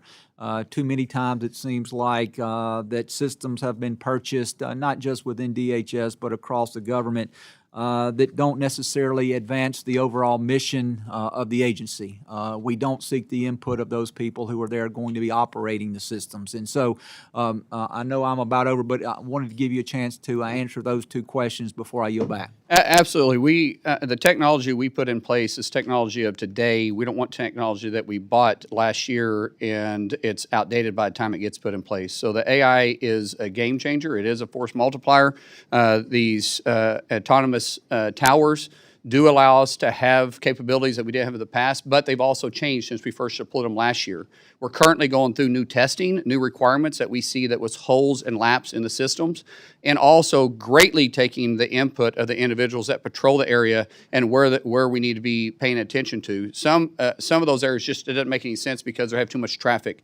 So when you see it, you don't have time to react. Sometimes it's proximity to a road that we had put it there, and we're not necessarily aware of it because it's not a road that was on our maps, but it's a road that they use or a trail that they use that's well used. Our officers or agents that are on the ground, they know that, and so we're constantly starting to get feedback, having it deployed in better spaces, but changing the technology, and then be able to update in real time with the technology, kind of like we do our phone. Thank you, Mr. Chairman. I apologize for being over time, and I yield back. Apology accepted. The gentlelady from El Paso, the floor is yours for 8 minutes for questions. Thank you, Mr. Chairman. Mr. Secretary, Mr. Deputy Secretary, welcome. I am going to begin with the positive. First and foremost, thank you so much for the time you made for me and my team recently. It was a really great meeting, and I so appreciated your openness to hearing me out and hearing out the concerns that I brought to you. I also want to thank you because ICE Acting Director David Venturella came to El Paso, and he exhibited the same openness. This is quite a turnaround from your predecessor and his predecessor, who I could not secure a meeting with, could not get an audience with, and it was incredibly frustrating. So I want to thank you for that. I also want to thank you. GSA just announced this week that the top 3 bidders for the Bridge of the Americas modernization project have been selected. And as you know, my community has gone through a multi-year process around the modernization efforts. The vast majority of El Pasoans who participated in the process said, let's remove commercial traffic from the center of our city and let's move it to our other ports of entry that have capacity, and you've upheld that decision that had heavy input from CBP and the community. So it's great to see the progress, and I want to thank you for your support of that as well. There's a couple of issues I do want to raise with you here during my time, local issues. The first, and I had extensive conversations with Mr. Venturella about Camp East, Montana. And many of the concerns that I had expressed to the private contractor have emerged in a GAO report. And it has been a very frustrating several months. I know we have a new contractor, for which I'm delighted, but so much of what I had sounded the alarm about really fell on deaf ears. And when I sound the alarm about issues that I'm seeing in my oversight visits, it's not to play gotcha, it's not to one-up anyone, it's to uphold the standards that I know we all agree should be upheld. And so I think it's really important that especially members who are sounding the alarm when there's a private contractor, that private contractor be held accountable by all of us. I'll give you a very quick example because I don't want to use too much of my time, but the medical as an example. And that medical contractor is still on site, by the way, at Camp East, Montana. Just one glaring example. I spoke with a detainee, and I've spoken with dozens and dozens of detainees, but he expressed to me, he had been at Camp East, Montana for weeks, and he expressed to me the pain that he had been living with his arm. And I asked him what happened. Well, his arm had been broken during an arrest in Minneapolis, and he had been complaining for weeks to the medical about the arm. He had a brace, he took off the brace. I could see like a letter S, his bone was so broken, and medical had only given him aspirin. And so these are the things that I'm sounding the alarm about that I will continue to share with you because I know we want to hold these contractors to federal standards. So I wanted to share that with you. When Acting ICE Director Venturella was in El Paso, we had a roundtable to talk about the 3 warehouses that were purchased by your predecessor in Socorro, Texas, which is in my district. Whoever preceded you that chose those 3 warehouses chose the worst possible location. Mr. Venturella heard from the mayor and from the water district and from the emergency services district. Socorro is actually a very small municipality, and they struggle with water, wastewater, pump stations. Their emergency services district only budgets for their population. And Mr. Venturella heard from our folks. The emergency services district chief told him, I'm going to have to double my staffing if you all proceed to put human beings instead of pecans, because those warehouses were slated for pecan storage. I'm going to have to double my personnel. I'm going to struggle with that. I'm going to have to buy another fire truck. The water district shared with Mr. Venturella just how challenging it has been to get water and wastewater to existing residents. And I'm not going to go into excruciating detail, but I want to flag for you, whoever made the decision to buy those warehouses, which I know was before your time, picked the worst possible place with the least amount of infrastructure, and it truly is not feasible to convert those warehouses into spaces that will hold human beings, whether for training or staffing or detention. So I feel very obligated to share with you, to sound this alarm, that it would take years to prepare those facilities, but it would also take probably multiple millions of dollars on top of the overpayment to purchase those warehouses. So, I'd ask for you to please take a closer look. Now that Mr. Venturella has been there, hopefully he has a more kind of on-the-ground perspective about that. We are evaluating all 11 that was purchased. There's some that just, quite frankly, probably won't work. I believe there's at least one in that area that probably just won't work. We do have issues with detention centers, just not enough bed space. So there's some that we're trying to make work, but there was some due diligence that maybe wasn't actually checked off. And so, man, what you're saying is not wrong. We're going through and reevaluating every one of them to be the best possible outcome for our mission inside of DHS. Thank you, Mr. Secretary. Something else I wanted to flag for you, and this was in the GAO report about the use of WEXMAC, the procurement tool for DOD that has been used for some of the private companies that have been hired for the private detention. WEXMAC was used. We're not using it anymore, just like. Oh, great. Yes. Okay, that's fantastic. Thank you. That is fantastic news. Okay, let me move on to a couple of other points before I run out of time. The ranking member mentioned sensitive spots along the border where we previously thought the wall would not be constructed. And I want to flag for you two that are of particular importance to my district. One is Mount Cristo Rey, which is actually in my neighboring colleague's district, Representative Gabe Vasquez, property owned by the Catholic Church. The decision to take the diocese to court to acquire some of that land has really caused incredible distress in the community. So I wanted to flag that for you, maybe for a future conversation.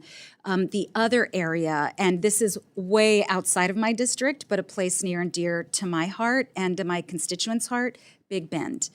And Big Bend, we have seen really a coalition of law enforcement, private property owners, ranchers, nature lovers come together to want to preserve and protect Big Bend.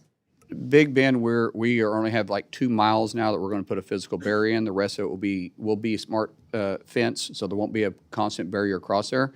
We're having to do it in the high traffic areas. We do study the high traffic areas, and so we've got that problem resolved. As far as the site which you're discussing, we have already worked on this. We have a gate that's going to be available for those that are trying to come in from Mexico side to be able to make the pillage to the site. The site itself will not be disrupted where the wall is going to be at. I forget how far off, but it's quite a ways off from where the wall is actually being constructed. I don't have the exact footage, but it's not close. I mean, you're going to be able to see it, but it's not going to be close. But we're working with that sensitive area the best we can. But we can't leave it open because it is a high traffic area. It is a visited site. So we do have to control the flow coming in and out so there's not criminal activity taking place at the same time. But we've worked closely with the senators in the area. We have been out there, visited the site, and it was one of the first areas that we had to work through other than Big Bend to come up with a second solution for it.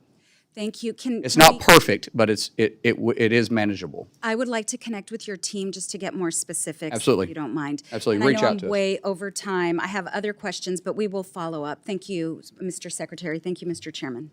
Yes, ma'am. Gentleman from Arizona, Mr. Siscomani, the floor is yours for 8 minutes. Thank you, Mr. Chairman, and thank you, Secretary, for being here. Both you and Deputy Secretary. I haven't seen you in the workout for a while. by the way. I was hoping you weren't going to bring that up Yes. today. It shows too, by the way. It shows. Okay, I will take that as a compliment. I'll tell. This is Mr. Siscomani, you now have 16 minutes to pick up. yes. I will happily take those 16 minutes and go home and cry afterwards. But thank you, Mr. Secretary, for being here, and thank you for the workouts that I've apparently been skipping. I'm very proud to support the men and women that serve along with you in this important department and all that you do and to keep our country safe, and especially during such a difficult time that the mess that we inherited, that you inherited in terms of the open border of the previous administration. Only to come in and shortly after that face a shutdown, the longest shutdown in U.S. history, first of the entire government, and then, of course, of just your department alone, and then just specific areas of your department. It seemed like the battle wasn't going to end. So I do want to commend you for that. I want to also the members of this committee and the entire House that kept voting to fund the department as we should have. And unfortunately, not everybody did, but I'm happy that we've gotten through that, and we hope never to have to do that again. You have a very important mission. As a representative of a border district in southern Arizona, the work of your department is deeply personal to me and a priority to my office. We'd love to host you in Arizona sometime soon, and there's some gyms there that I think you may enjoy there as well. But I want to start out with one question. It's going to be more of a broader one, and I want to go then a little more into specifics of Arizona. But the first one that really kept me up at night for 2 years and still does to a great extent is the children that were lost throughout this entire 4-year open border policy of the Biden administration. Can you give me an update on that? Where are we on the numbers? What have we found? Just give me some information on that. This is probably one of the most disgusting and disturbing things that we've dealt with. I dealt with some trafficking, child trafficking when I first got into Congress in 2013. And I actually stepped away from it because at some point it just starts wearing on you, and it's time to just kind of pass the baton because you get really jaded over it. When we stepped in here, we had 450,000 kids missing. 450,000 kids that were given to sponsors that weren't vetted. No home checks. No one was going by to see if they're where they're supposed to be, not even knowing if they were in their same state, not even to see if the sponsor was who they were at all. We've recovered 147,000, and all of them didn't have to be recovered. I'm not saying all of them had recovered. Some of them were where they were supposed to be. They were with a family member, and they appeared to be doing okay. But we've had some horrific cases. There's one that's kind of been out in the media a little bit where there's a ring of several adults that were keeping kids in an underground bunker in a dungeon. And the most horrific things that I pray to God that you guys don't have to see because it permanently changes you, the stuff that these adults put kids as young as 2 to as old as 12 through, you can't make a horror story that bad. We've had some young ladies that we have rescued that report, and these aren't young ladies, these are girls, being raped 600 to 700 times, being locked in a hotel room and having to service 15 to 20 men. These are girls. And I hate to use the word service, but I don't know what other you can use. They were being raped 15 to 20 times a day, day after day after day after day after day. They didn't get holidays off. They didn't get nights off. They didn't work 8 to 5. They didn't work, Monday through Friday. They were locked in the room and highly drugged, and one male at a time, disgusting individuals coming in and raping these individuals. It is our mission. We've stood up and standing up even a bigger task force within DHS to go and find all 450,000 kids. It is my biggest passion that I have. And it should have, let me explain this too. What's, almost used a bad word there. What frustrates me the most is that this was preventable. And no one can argue that. This was 100% preventable. And we have perpetrators that are doing the most horrific things to kids. And as a father to 6,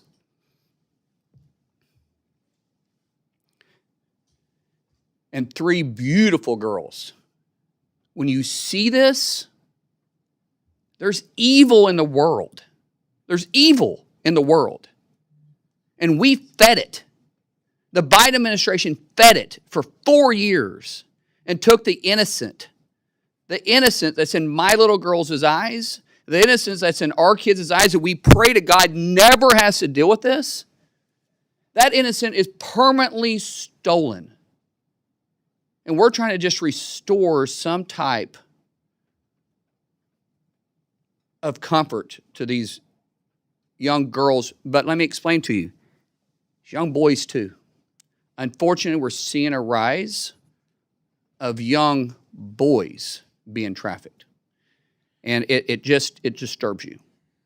Well, I go back to my point. Clearly, you're passionate about this, and I understand why. I'm a dad of 6 as well, 3 boys, 3 girls, so I know exactly where you're coming from on that. And I can only imagine what you've actually seen. You can't unsee that. And obviously, the biggest victims here are those kids and those little girls, and even older girls being trafficked and being. Our punishments for these individuals isn't enough. That's I want to keep talking about that and what the punishment will be and has been for those people. And there's a lot more to discuss there. And you're right, it was completely preventable. And for 4 years, we screamed off the top of our lungs about this, and this was the leading issue to fight against, and still is. So thank you for your passion on that. I have a follow-up question here real quick on the DeConcini Port of Entry, which is in Arizona in the Nogales area. This is a highly trafficked port of entry where I want to thank you and the Commissioner Frost for your response in my letter earlier this year and your commitment to working with GSA to prioritize this. If you have any idea of a timeline, I would love to hear that. And as I close in my last 30 seconds here, and we can talk about this timeline, and if I can just get a written response from you guys and what we're looking at. Let me just close with this in my last 30 seconds. I'm a naturalized citizen. This year actually marks my 20th anniversary as a U.S. citizen. I became a citizen in 2006. So I know the process well firsthand. I know that because I was elected to Congress 16 years after becoming a citizen of this nation. No other country in the world would ever give me that opportunity. No other country in the world would ever give any of us that opportunity. And it's great to hear some of the perspectives of foreigners coming into the World Cup and seeing what we're all about. They especially get excited about the free refills, which is, I think it excites a lot of people here. But the American dream is alive. It's alive because it's been kept alive, first of all, for our veterans, but also for the men and women that keep us safe. In the process to immigrate, the process to become a citizen in U.S. CIS and what they go through, it's an overload of work. I know it well, again, because we went through the process. So while becoming a citizen is an incredible privilege and it should never be taken for granted, I valued every time, and whatever work my parents and myself had to do to become citizens, we'll do it 10 times over to do it again, because this is the best nation in the world, and I'd rather be here than anywhere else. So in terms of the efficiency, can you talk a little bit about, as you close, what your agency needs from this subcommittee in order to make the improvements necessary for the process of people immigrating here legally and becoming citizens?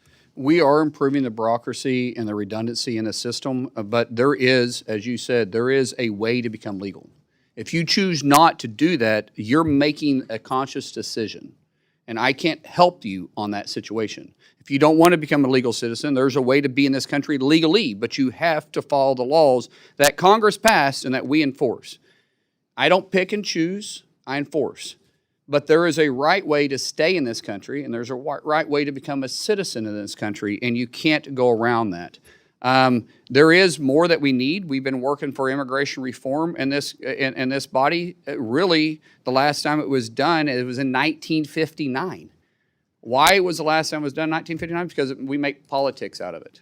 It's the right, it's the left. It's the Democrats, Republicans. One party is in charge and the other party doesn't want to help, and the other party is in charge, the other party doesn't want to help, and there's no common ground, but yet we always talk about them. I'm out of that game now. I just simply enforce it. But then we start playing games with which laws you want me to enforce and which laws you don't want me to enforce. If you don't want me to enforce the laws, then pass a law to say that that law can't be enforced. That's fine. Until then, I'm going to enforce the laws. Thank you, sir. And see you in Arizona soon. Or Yes, we will make that. We'll make that happen. We'll put it on the list. Thank you, sir. Thank you. Mr. Chairman, you're back. Thank you. We're going to have a committee remedial timekeeping class next week sometime for certain members of the committee. Sir, it's called a gavel. Well, actually, that's interesting talk coming from a guy from the Senate who hasn't done an appropriations bill since Christ was a corporal.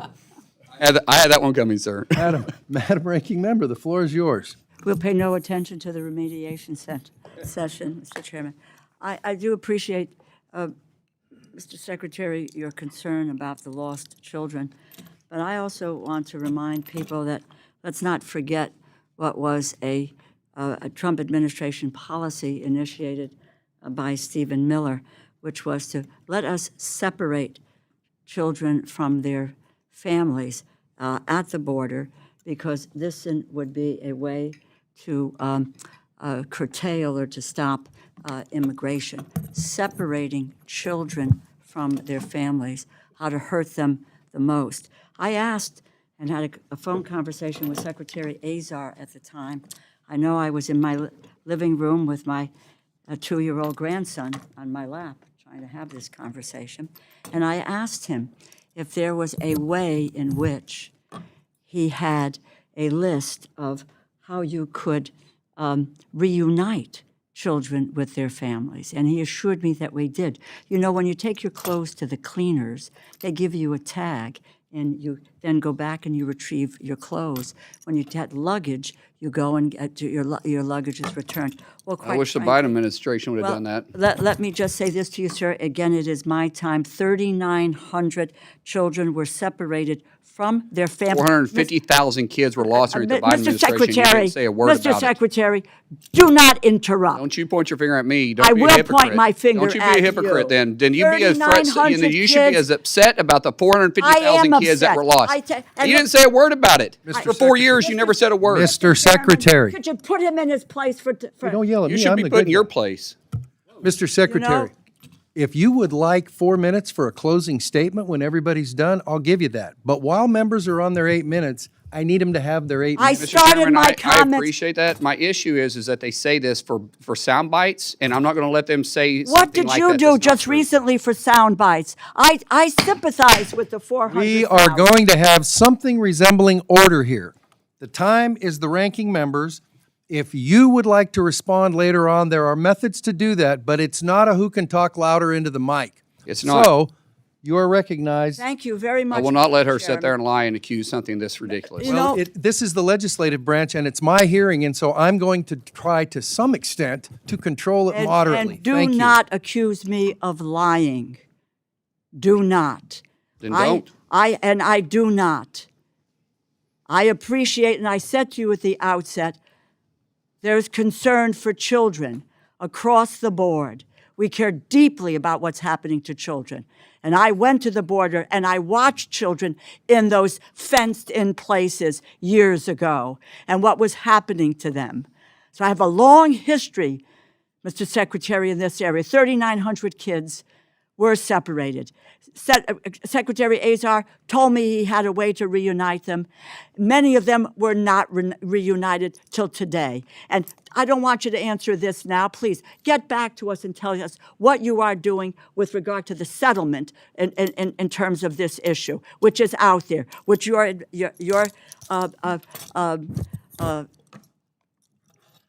department needs to come close to. I'll make a statement to you again. But this is fact from the bill, Mr. Chairman. The bill that the Republicans have proposed for funding the Department of Homeland Security cuts cybersecurity budget by more than $250 million. It cuts the TSA by nearly $350 million. And the Trump administration is openly advocating for privatizing TSA while trying to eliminate their collective bargaining rights. We all know what happened earlier this year. TSA workers endured the longest government shutdown in history. There was a lot of discussion and talk invoked about the long lines and the use of leverage to force through a Homeland Security bill without any reforms to what were critical ICE and CBP reforms that were necessary, that the American people wanted and were clamoring for. They didn't want to continue to see masked marauders on their streets with just harassing people. Congress eventually passed my legislation that paid TSA workers, funded FEMA, CISA, Secret Service, and the Coast Guard. And today, and it took you 79 days on the Republican side to make that decision to pay these people instead of just talking about paying this. The administration continues to attempt to walk away from the collective bargaining agreement with TSA workers, something that the federal courts have now twice said is illegal. Indeed, your testimony frames the attempt to force over 200 smaller airports in this country into a new security structure as a setting. And quote, the TSA, this is in the testimony, the TSA is on the path to privatization. My question on this issue is, given all that the transportation security offers did for us during a Republican shutdown, how can it be that the department's position is that TSA workers should not be granted the same basic labor protections as federal enforcement officers? How can it be that your priority is to have them work for the lowest bidder, where the wages and the benefits of these workers will unquestionably be lower? Well, actually, it was the Democrats that voted every time to shut them down. Republicans voted every time to open them up. Pass. So Just give me we the didn't answer shut them to my down. You question. shut them down. Answer my question. I did. What are you doing? Why are you moving? Ma'am, I answered your question. You were the one that shut them down. The Democrats shut down. How many times did you vote to shut them down? Why? You know, these people come to us to get funding for the work that they do, and we ought I'm to take actually a look at factually the work correct. that they don't I'm do. factually correct. The work You that they voted don't to do. shut them down. Republicans voted to open them over and over and Well, over what again. the Your vote Republicans clearly finally stated did- that you voted to shut us what they down. finally It did- wasn't until it became Madam popular. Ranking And then, by Member. the way, ICE agents came there and helped bring the Mr. lines down. The Secretary. same people that you also kept shut down for Mr. 115 Secretary. days. I'm answering the question. No, you I thought you didn't, said Mr. you answered it. Secretary. The floor is hers. My dear, Actually, I gave it to her. You know, there is a chairman of a committee. That's me. I gave it back to her. this tells She's you got it. something about who these folks are. And You have everybody another on this question, Madam panel. Ranking Well, Member? yeah, no, I do, but I didn't get an answer to a question. So the How record can will it so be- reflect. Thank you. Please ask your next Okay, question. and I will. This has to do with FEMA. Simple question. And I want to start where I left off with Secretary Noem last year. FEMA. Simple yes or no. Do you support eliminating FEMA? Do you support eliminating FEMA? There's portions of FEMA that Do you needs to be back in the support state. eliminating There's no yes or FEMA? no question on that. There's Do you portions that need to go back to support the state. eliminating FEMA?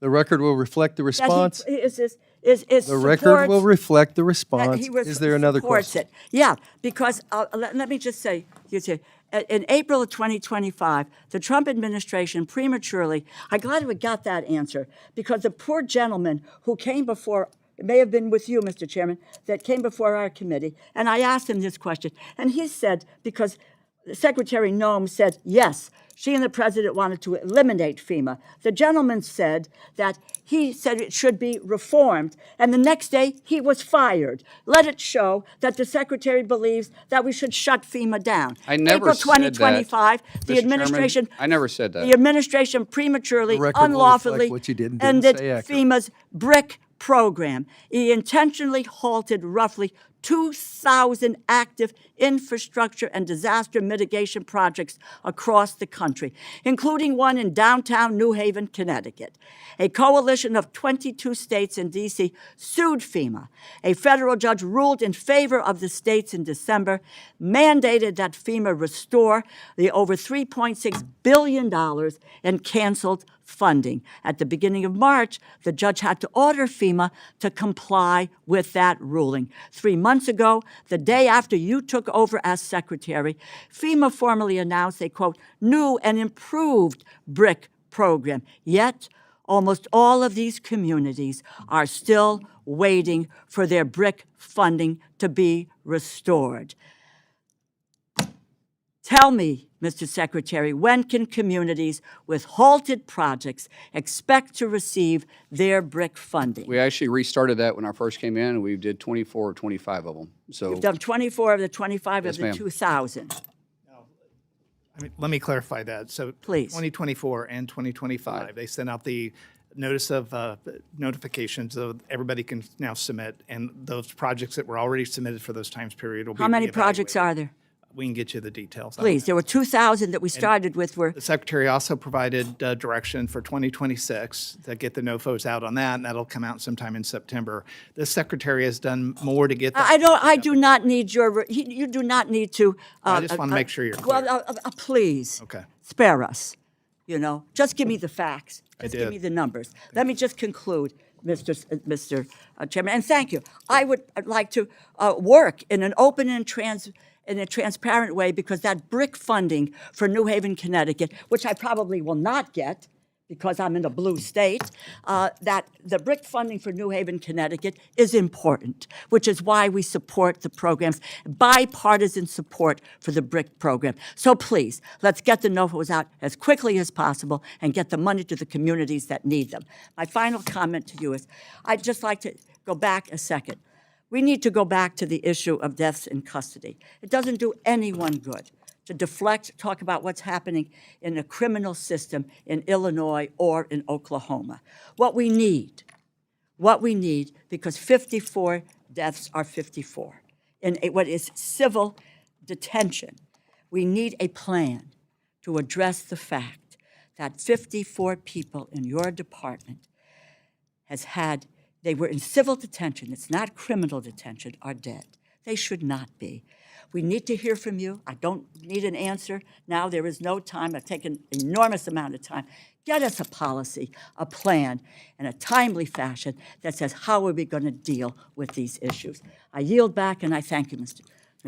Thank you to the ranking member, the gentlelady from Iowa. The floor is yours for 8 minutes. Thank you, Mr. Chairman. Mr. Secretary, it's nice to see you. Thank you so much for coming to testify today and for always taking my phone call. As I've had questions dealing with many of the challenges faced with your shutdown from back home, that I continued again to support keeping you guys open so you could operate. You are always willing to take my phone call, so I thank you for that and for your openness with me as we were working through that. I also, as a fellow parent to teenage boys, appreciate your passion around kids. Can I, Yes. Yes, sir. someone said appreciate you taking the phone call. I take everybody's phone call.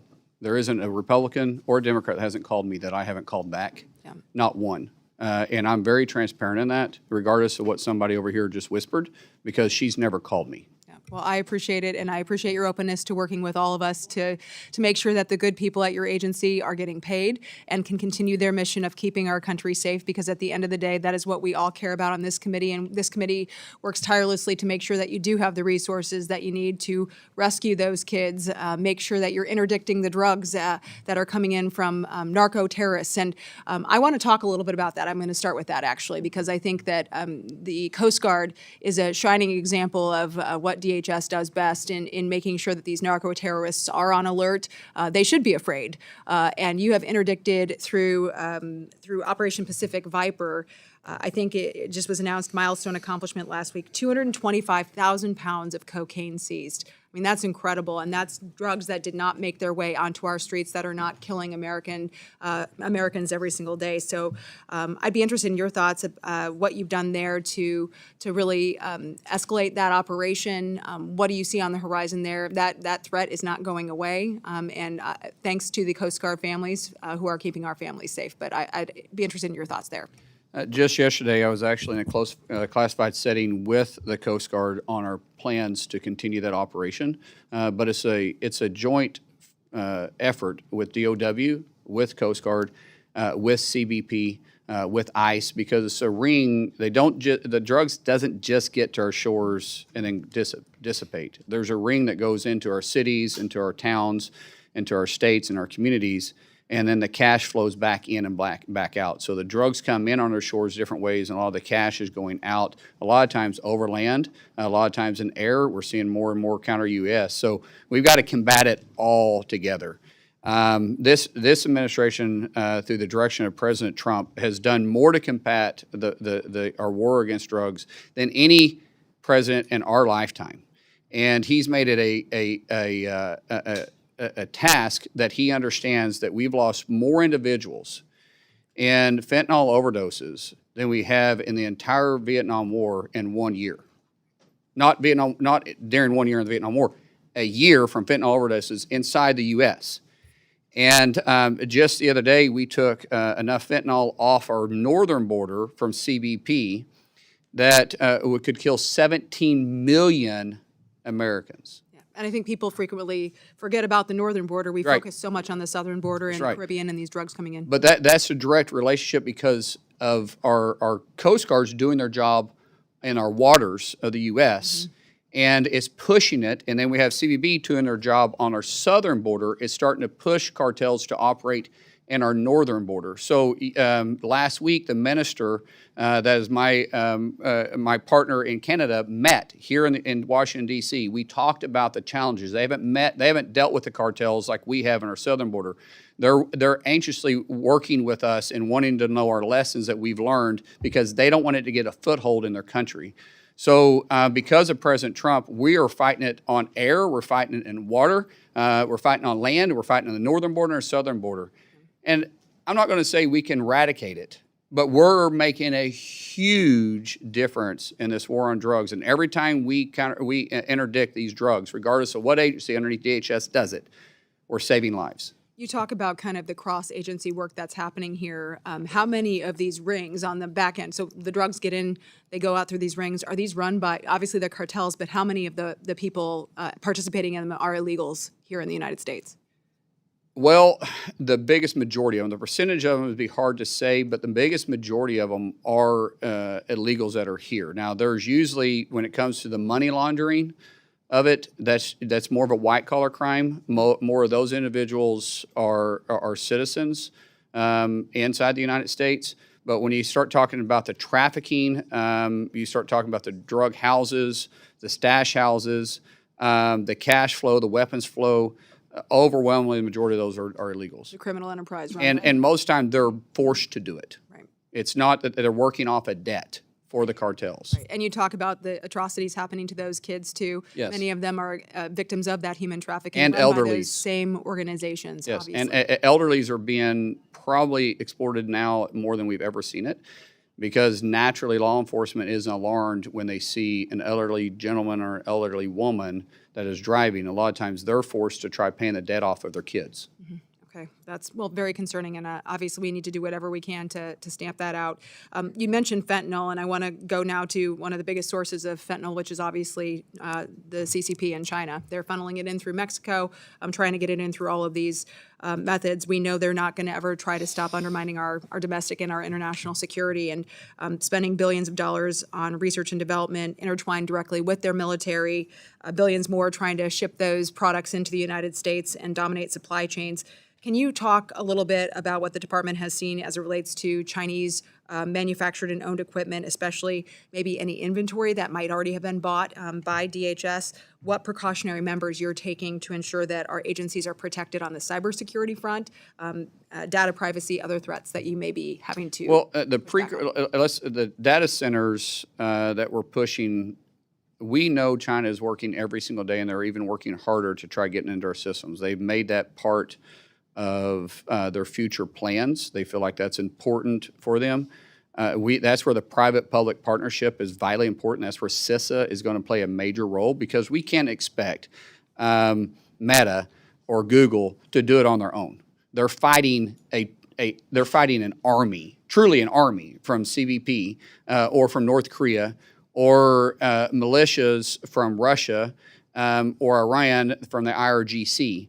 We have to have an all-out frontal approach and be proactive. We can't be reactive in this. We have to be very proactive, and that partnership is something we're strengthening. But we also got to respect privacy too. There's a lot of privacy concerns when the government starts looking into cyber because of the sensitive material that is there. It's a fine line we're trying to work through. It's difficult. We're going to have to come to Congress for help on that because we're going to need clarification, I believe, with the new technology that's coming out and the new way that they're entering into our systems, that we're going to need new clarity on how far CISA can go. We'll certainly look forward to working with you and the agencies, relevant agencies on that. Want to talk a little bit to wrap up my time on CBP. Obviously, their role is not just keeping our borders safe, but it's also making sure we're interdicting bad things coming into our country, including counterfeit products and things that are going around our trade laws as well. I have a piece of legislation, the Protecting American Industry and Labor from International Trade Crimes Act. We call it PALE, just passed through judiciary unanimously just a few weeks ago, and this would help make sure there are additional resources to DOJ and CBP to make sure that they can actually hold these bad actors accountable. So I'd just be curious, like what role CBP can continue to have in making sure we're eradicating transnational shipment and some of these other malign practices used by the CCP and other actors as well to try to undermine American jobs. First of all, the best thing you guys did was give us continuous funding for 3 years, because we can really set out missions and force ourselves to look at technology of today, not just what we can spend in a fiscal year. So it really does help tremendously. The biggest thing that you guys can do is continue to work with us on updating the policy on what it is that you're wanting us to look at.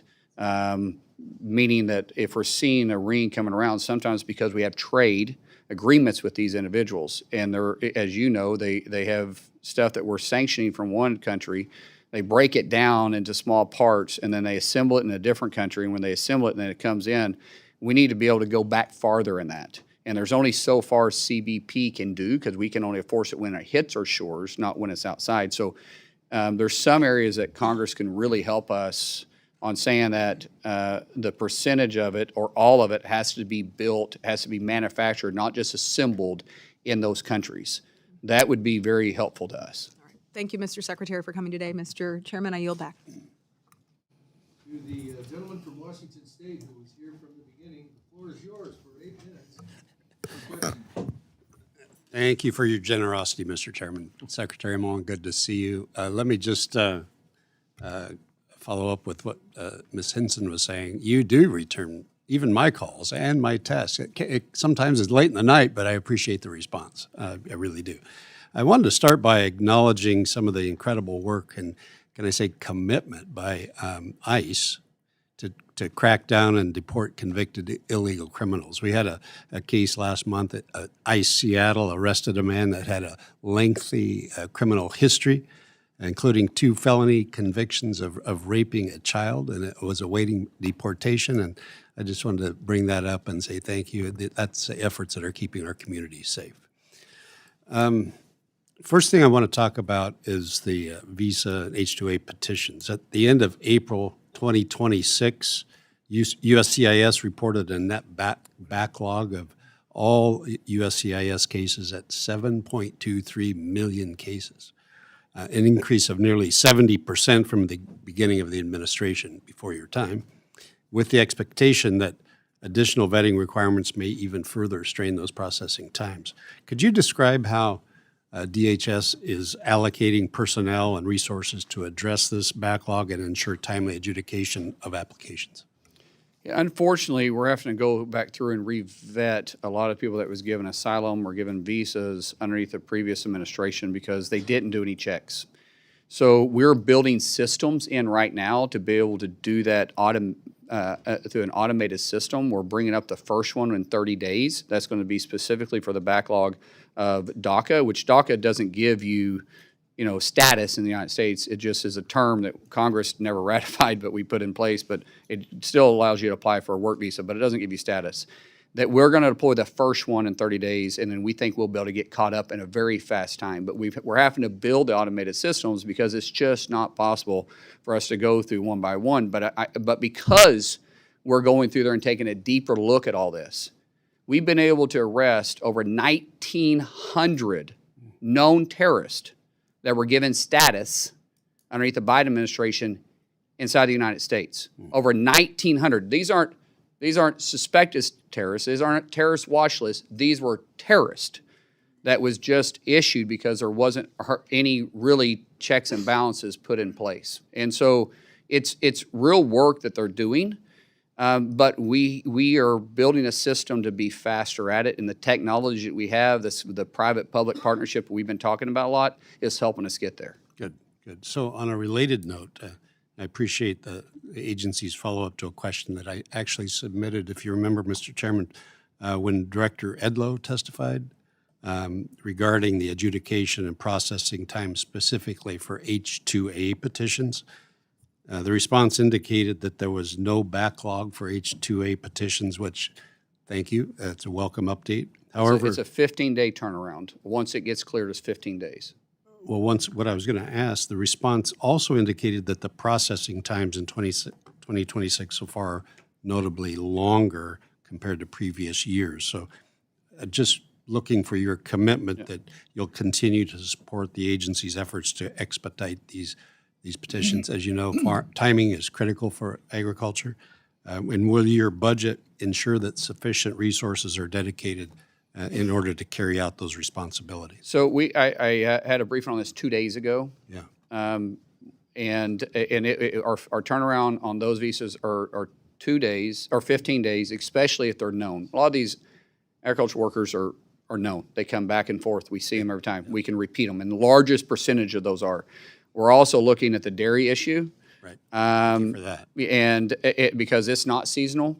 So we think we got a path forward to fix that issue finally. We've asked Congress for clarification, but anytime you ask Congress for, I'm not beating up on you guys. I sit there too. So I'm just saying anytime we ask Congress for anything to try to do with immigration, it gets just politicized. So, but we think underneath statute, there's a way for us to move this and make it work. We're still going through it. We're still getting legal opinion on it. We don't want to do anything but I don't think you guys would be upset if we did it, but I want to make sure we're legally able to do it. But as of 2 days ago, we're 15 days on turnaround on those. Once they're finally submitted correctly, we have a large percentage of them that are not entered correctly. And what I've asked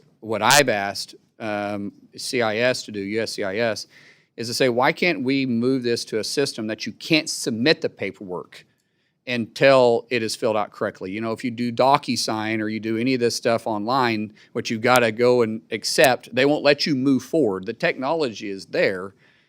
We just have to adapt it in a way to be able to make it interface friendly with the public, with the general public, to be able to make it more efficient. So we're doing a test program on this. We're actually trying to build an app. This is new this week. I briefed the president about it this week, and the president loved the idea. We're also, because some of these visas that we work with, these programs go through Commerce. Howard Lutnick and ourselves, our teams are working together to try. I don't know how long it'll take. It'll take a little bit to build it. That way, the misinformation won't be as prevalent, and we can get to it faster. Because every one we delay affects our economy. Yeah, absolutely. And so we want the people trying to get here to do it. To do it the right way, to work, to actually be able to come to the country and work. Appreciate that. Thank you. Let me turn the page to CISA for a second. It was already referenced the longest shutdown in history. When Director Anderson testified before this committee, I asked him about CISA's ability to identify, to mitigate, address the cyber threats from adversaries like Iran, like China, I'm talking about critical infrastructure. Unsurprisingly, his answer was that CISA was limited in their capacity, and it was clear that a handicapped CISA meant higher risk of leaving our critical sectors, from our water systems to our hospitals, energy grids, you name it, dams, the agricultural sector. They're all vulnerable to cyber threats. So does the budget sufficiently provide personnel and resources that are going to be necessary to ensure that CIS is equipped, that they can tackle the potential cyber attacks from those adversaries that target those critical sectors of our economy? I do believe, I mean, as a secretary, I say, no, we always need more money. Truth is, we actually have the resources we need. We need the people, and we need the expertise. I think we even have the ability underneath statute to do it. What's happened over the years, like any great government agency, it creates its own bureaucracy. You guys give us authority, then we write the rules. And the rules sometimes handicap ourselves. So we're going back and looking at is what was the actual intent of Congress, and then how many layers of rules have we put on ourselves to say no? Because too often government agencies, it's easy to say no. We're changing that way at DHS. We go to yes. Good. We lean to yes. That's our new policy. We're there to figure out how to make it happen, not to find the easy way out. And some of that is our own rulemaking. So I feel like right now, Congressman, we have the resources financially, and we have the authority, I believe. If that changes, I'll come back to you. But we don't have the personnel. And so we've got to get my director in place that the president's already met with. We got to get him in place, get him down the road, put him in place, let him hire his people, and get it built. Truthfully, once he's in place, it's going to take me probably 12 months to build this back. It may be longer when he gets in there and lets me know, but I believe we can make significant strides in the first 3 months. But to actually be where we need to be, I feel it'll take a full year. Well, let us help you wherever we can there. Yes, thank you. Appreciate you being here. Thank you, Mr. Chairman. Thank you to the gentleman from Washington. I am now going to claim my 8 minutes for questioning and give 2 minutes of it to the gentleman from Indiana, who was very generous with his 8 minutes in letting the secretary respond to some earlier questions. So the floor is yours for 2 minutes, Mr. Shreve. Thank you, Mr. Chairman, and you have earned your paycheck today. I appreciate your managing and protecting time for all members of this committee. Secretaries, I'm from Indianapolis. That's part of my district. We run some big events, much like we were talking about with the threat of drones, counter UAS on FIFA. We've got the Indy 500. We have the men's Final Four. We had the Pacers playoffs. Secretary Edgar, as a mayor, you realize that these threats to public safety arising from the evolution of drones, which are tools as well in the profession, are extraordinary. And DHS is in the lead at managing this threat and these tools. The fiscal year 27 House mark included dedicated counter-UAS funding.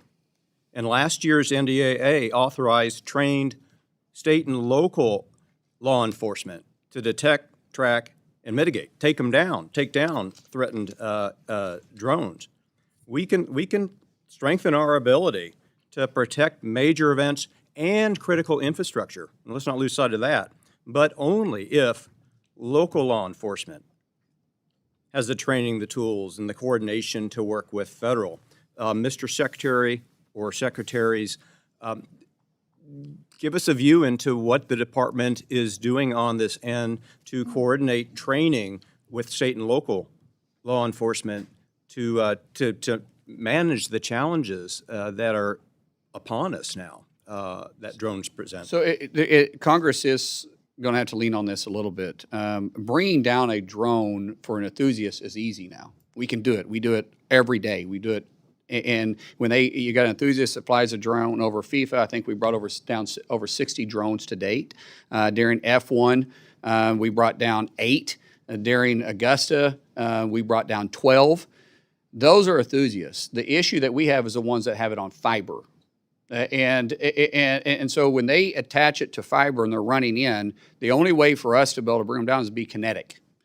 And that is a whole nother area. You got to deal with FAA at that time. You got to deal with local authorities at that time because there's going to be a possible collateral damage. When people say, well, shoot a laser at it. No, that's fine, but a laser doesn't stop within the horizon to which the FAA will give us. So like, for instance, around FIFA, you have 3,000 vertical and you have 3,000 3 miles out.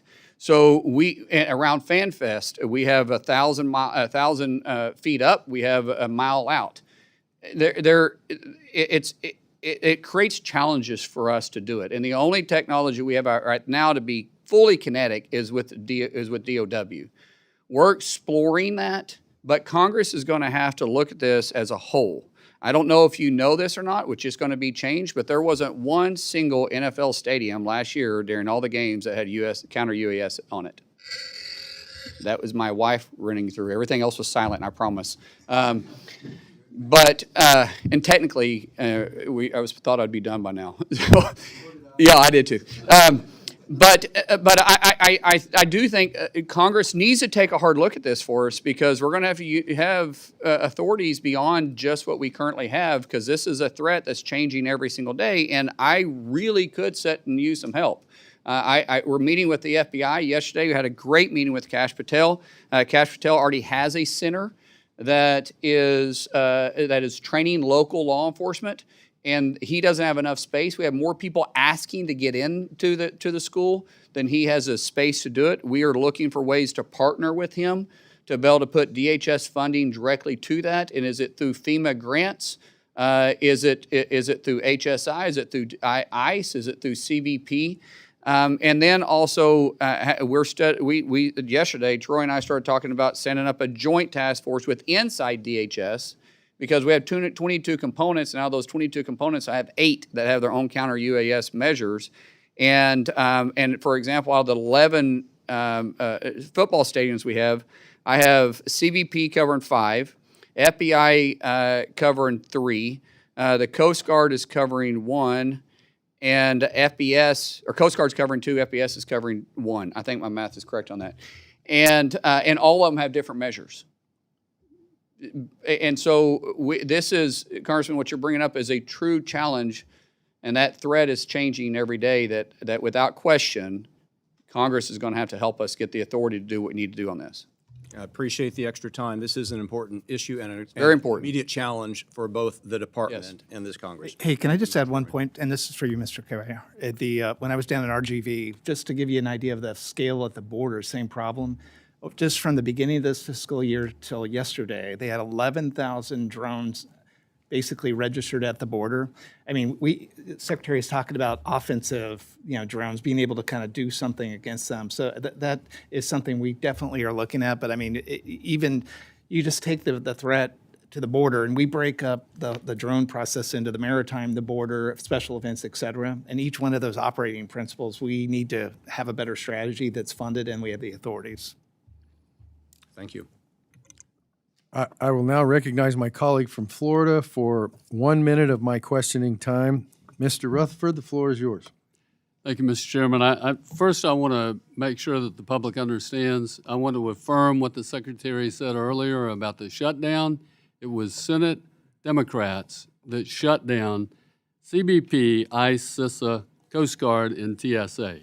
It was not the Republicans. The House passed it 3 times to fund them. So, but here's what I want to bring up. I want to highlight for you, Mr. Secretary, some language that is in FY27 appropriations.